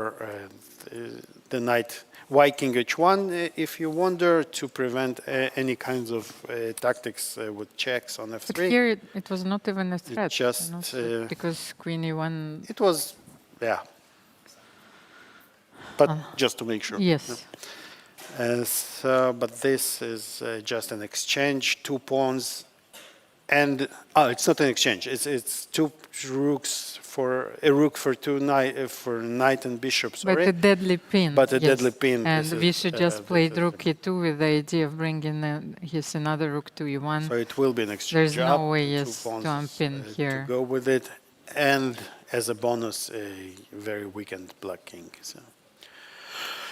Yeah, maybe we should stay because I think there's just a couple of moves here to Yes, be made, let's or wait. should we? Let's wait for rook e1. Let me just check if nothing dramatic is happening on the other board. So Peter is actually playing in a fine positional way. That's what I wanted to emphasize, that this pawn on g5 fixing the pawn structure for black allows white to play maybe So at some should point we knight jump to g4. Peter? Yes, just a second.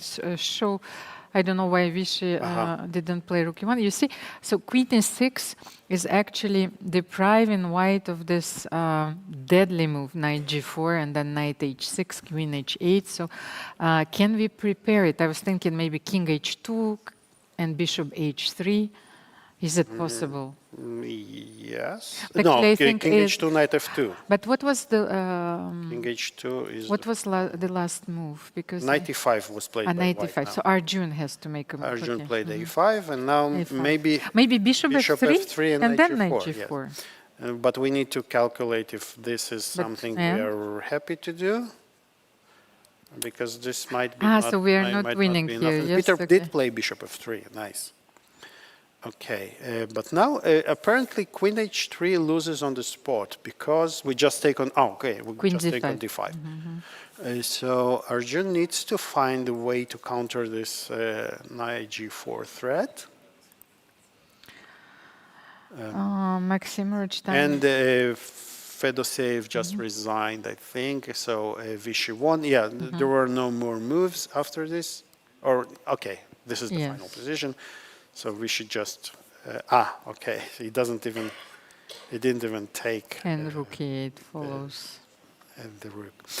It's a very elegant way very yes, to elegant and finish well off played his by opponent. Vishy, So- true to his incredible strength. So just wanted to say that Maxim Rodshtein is down to his last seconds He is once again really, against yeah, Ido he's Gorshtein, but the finding position his is roughly equal. So maybe let's focus on the game between Peter Swidler Yeah, because this is the key game. this for- is for the game tournament crucial standings. for the And standings. Arjun just played f5. This is his way to prevent a very nice way. But this is a very weakening move, right? Because now basically anytime the queen will be able to enter the black's position, it's almost always game. And that's why Peter played knight d3, I think, yes? Do we have... Making way. But actually, knight d3 seems to have missed a whole advantage. Why? Do we have another move? The king g2 seems to be just... simply improving. Yeah, yes, simply improving. Or even bishop h1, the computer says. No, bishop h. Well, we will not make it. But probably the idea is to play f3, I'm guessing. I don't know. No sane human would play bishop h1 because even if you see it, I mean, you will be... Alik, if you are playing bishop h1 in your game, I'm sending you for, to the pair play. Exactly. So even if you have this genius idea nowadays, you don't do that. But now actually black equalized. And and in those endgames, so Peter has misplayed you often lose... So queen d6, all of a sudden, what changed?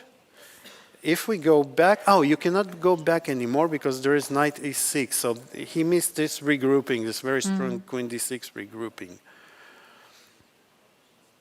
I'm wondering though, why not? So king g2, you mean? After the computer says, okay, so this is very concrete. So you take, knight takes, and now you play knight d3. Yes, because you are not allowing. So you're you keeping don't allow all the knight to go dark here. squares, yes, under control. And apparently now that if you go here, then the knight on f4 and you're winning. Okay, let's have a look at the game between Jan Nepomniachtchi and Yahli Sokolovsky. Jan is pawn up, but it should be holdable. Again, maybe it's a 50-50, 50% white win, 50% black draw. Okay, especially that he has more than 4 minutes on his clock and Yahli is down to his last minute. It's not easy to hold, even if a computer says it's holdable. But at the same time, what do? Do you bring your... Okay, you have to keep those. Yes, if you exchange the queen side pawns, then it's... No, I thought, do you play rook a7 or rook c2? But Jan decided to play rook c2. Yes. And then f3, maybe h4 here? Because rook a7, yes. You would allow... forcing rook b5, yes? I think, no, I think this would be a much easier draw, because this is a theoretical draw. So, yeah, sorry. I thought that Jan would have played, had to play h4 here, but maybe king f2 is also okay.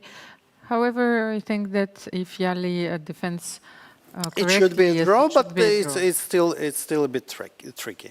So Jan plays h4 now. Okay, so Avital Boruchovsky against Arseniy Nesterov.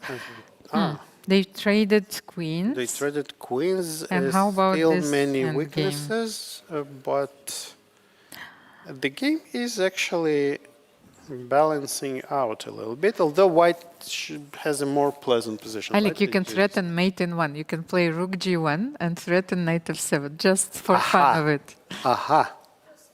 And he does why not? Yes. Why not? H6 is maybe on the board. maybe one of the... Yes, one of the only moves, because you don't want to play rook f8. Yes, you want to keep the rook on the a file.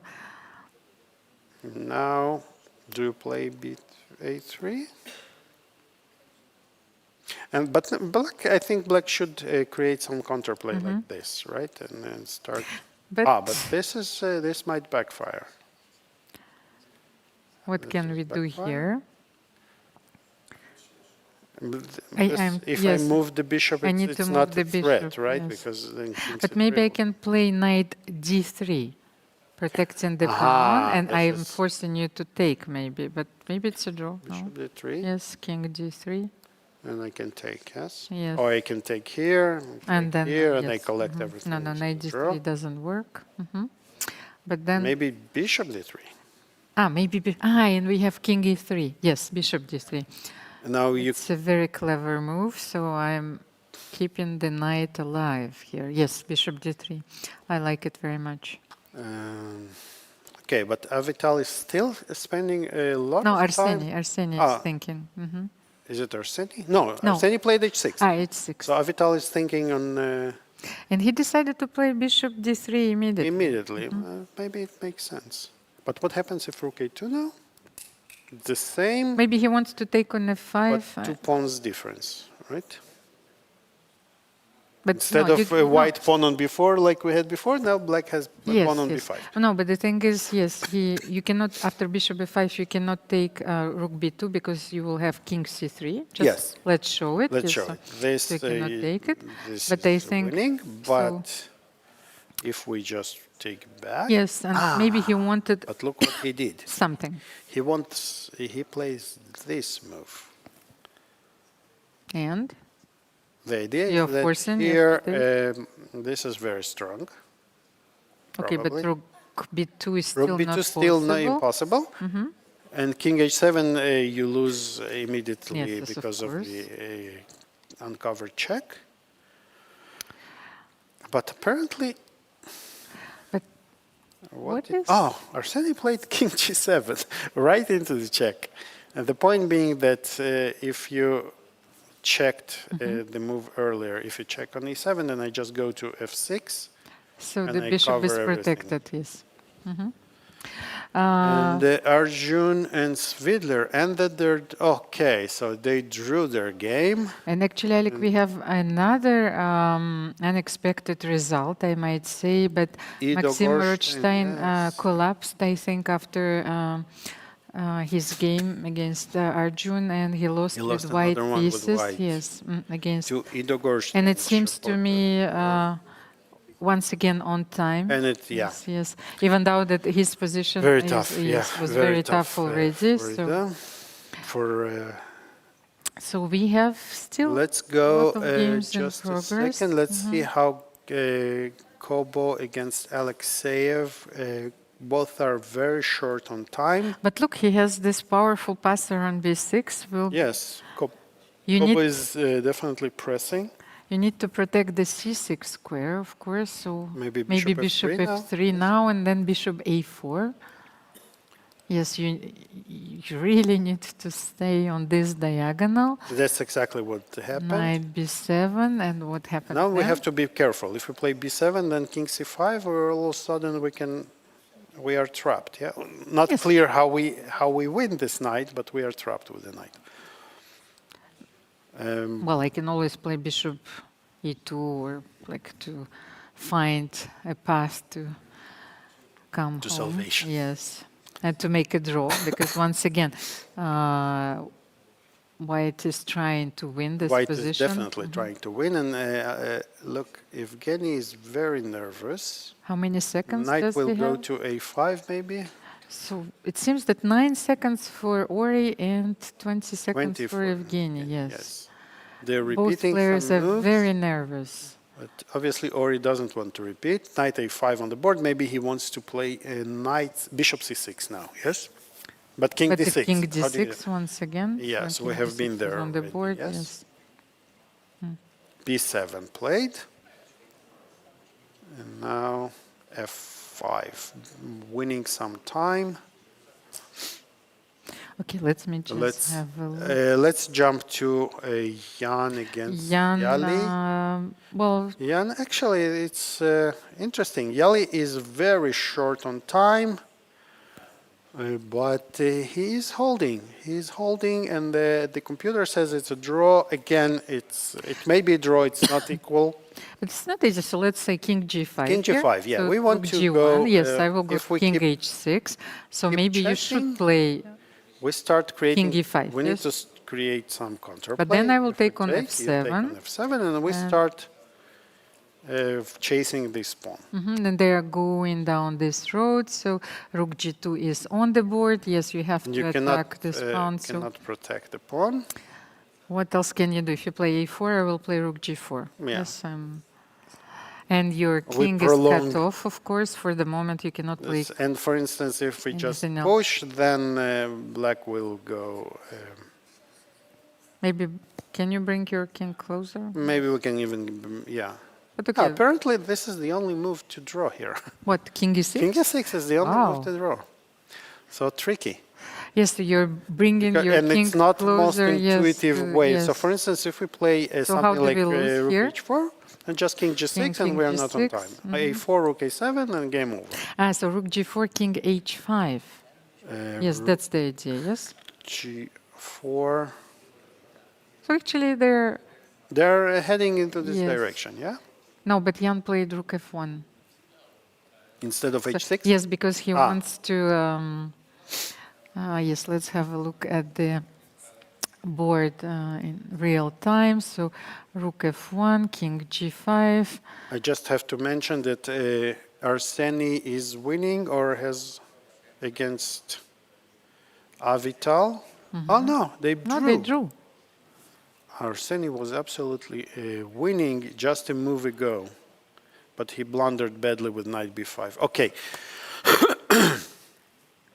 So here, knight b5 is a big, big, big But blunder. let's have Knight a look d5 at this was winning end on the game, spot. because I think that Yahli needs to be Let's go back, precise, yes, yes. to draw this game, because It's much trickier than it seems. yes. So let's say rook h6 was rook h2 was Rook played, h2. h6, h6 is on the board. and he does play king d6. You know, so he. I think he understands that the king needs to stay somewhere close in order to have the opposition. Yes, so Yes. you cannot Very well played. free the white. Very king. well played. The key is that the rook protects the pawn on the fifth rank, and this is why the king needs to be on the sixth, not to interfere with the rook. So he can allow himself to bring the king closer to the a pawn, a4. No. And now we can start pushing. And how does white get out from the corner? They might have the same situation where the white rook is cutting off the black king and the black rook is cutting off the white king. It would be yes, such a beautiful position to achieve, actually. Let's see. But it will not happen, of Yes. course, because Yahli will just give up the rook for the And pawn. then now rook b7 maybe? No, okay, they're going to make a draw. a2, rook a2, and king a2. Well played by both players. Jan is. But wonderful defense, Yes. yes, for Yahli. Yahli, kol hakavod. Well done to Yahli. So this was our last game. This is our wrap for Of the today. day. Yeah. Yes, so let's have a look maybe if we have the results. So we had two decisive games during this round. Vishy Anand defeated Vladimir Fedoseev, and Ido Gorshtein defeated Maxim Rodshtein, which actually was also crucial for the standings between the Israeli players, of course. yes. So maybe let's have a look if we have them So, prepared in a second. Vishy Anand caught up with Peter Swidler Yes, I on think. 5 out. No, sorry. Peter is 5.5. 5.5? Out No.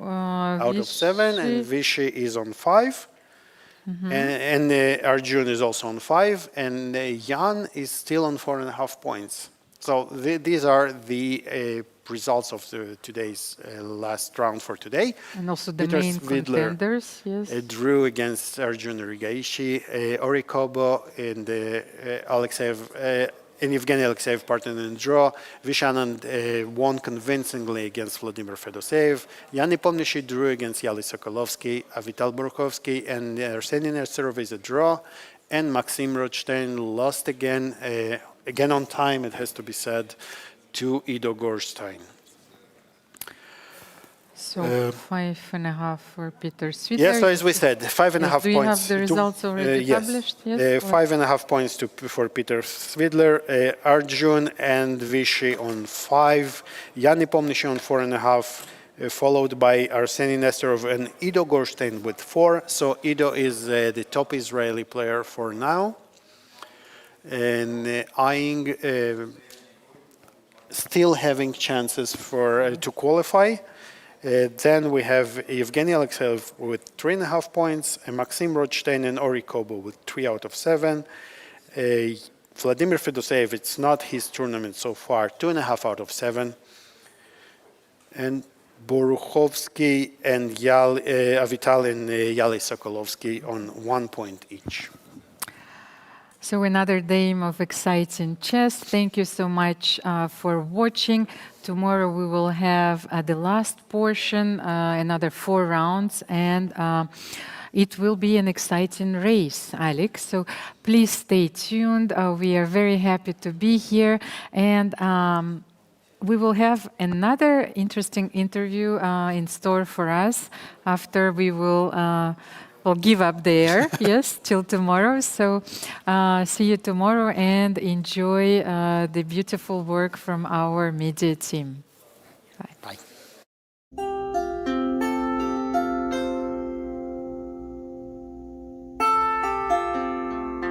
Hi, we have Jan Nepomniachtchi with us today. Jan, congratulations on your win on round 5. We want to ask you a few questions. First of all, not your first time in Israel, we guess, but your first time playing in Jerusalem, I suppose. What do you think of this venue and playing in the city? Actually, not the first time playing in Jerusalem, because I think in 2019 we played the Grand Prix, the final Grand Prix, which I managed to win and qualify for the candidates for the first time. So this sure gives me some pleasant memories, and it was like quite close to this place, yeah, at Notre Dame, like not a Paris Notre Dame, but local Notre Dame, yeah. Yeah, so yesterday, yeah, like I took some, I met some like friends, and we walked like here and there, and also visited that place. Yeah, there is already a big Christmas tree though, so if you ask me. So yeah, I mean it's so far so good, I guess, yeah, and I think actually I also played Jerusalem in 2015, like the European Championship, yes. So I think it's, yeah, I had like quite a bit of experience of playing here. And what do you think of the venue itself? The venue is great, but I mean, like as well as like the Notre Dame, I think it's always great like to play in the museums or something like this, because it's always the atmosphere is very special. It's not some like whatever like sport hall or I don't know, but like in museum, normally let's say in Russia we often have some tournaments in the museums, yeah, here and there, so I'm quite used to it. A lot of chess players have an extra talent. For example, what is another talent that you have that you think highly of yourself with other than just chess? You know, longer I live, more I'm getting sure that I have no talents whatsoever. Even like the chess talent is not so great, yeah, as the latest results are proving, yeah. But on a serious note, I don't know, like I come from a teacher's family, like teachers dynasty, so maybe like at some point like I could start like, you know, teaching other people something, yeah. But speaking of my hobbies, I also like some intellectual games, like quiz games and maybe some card games, and also sadly some computer games. That's nice, thank you. And last question.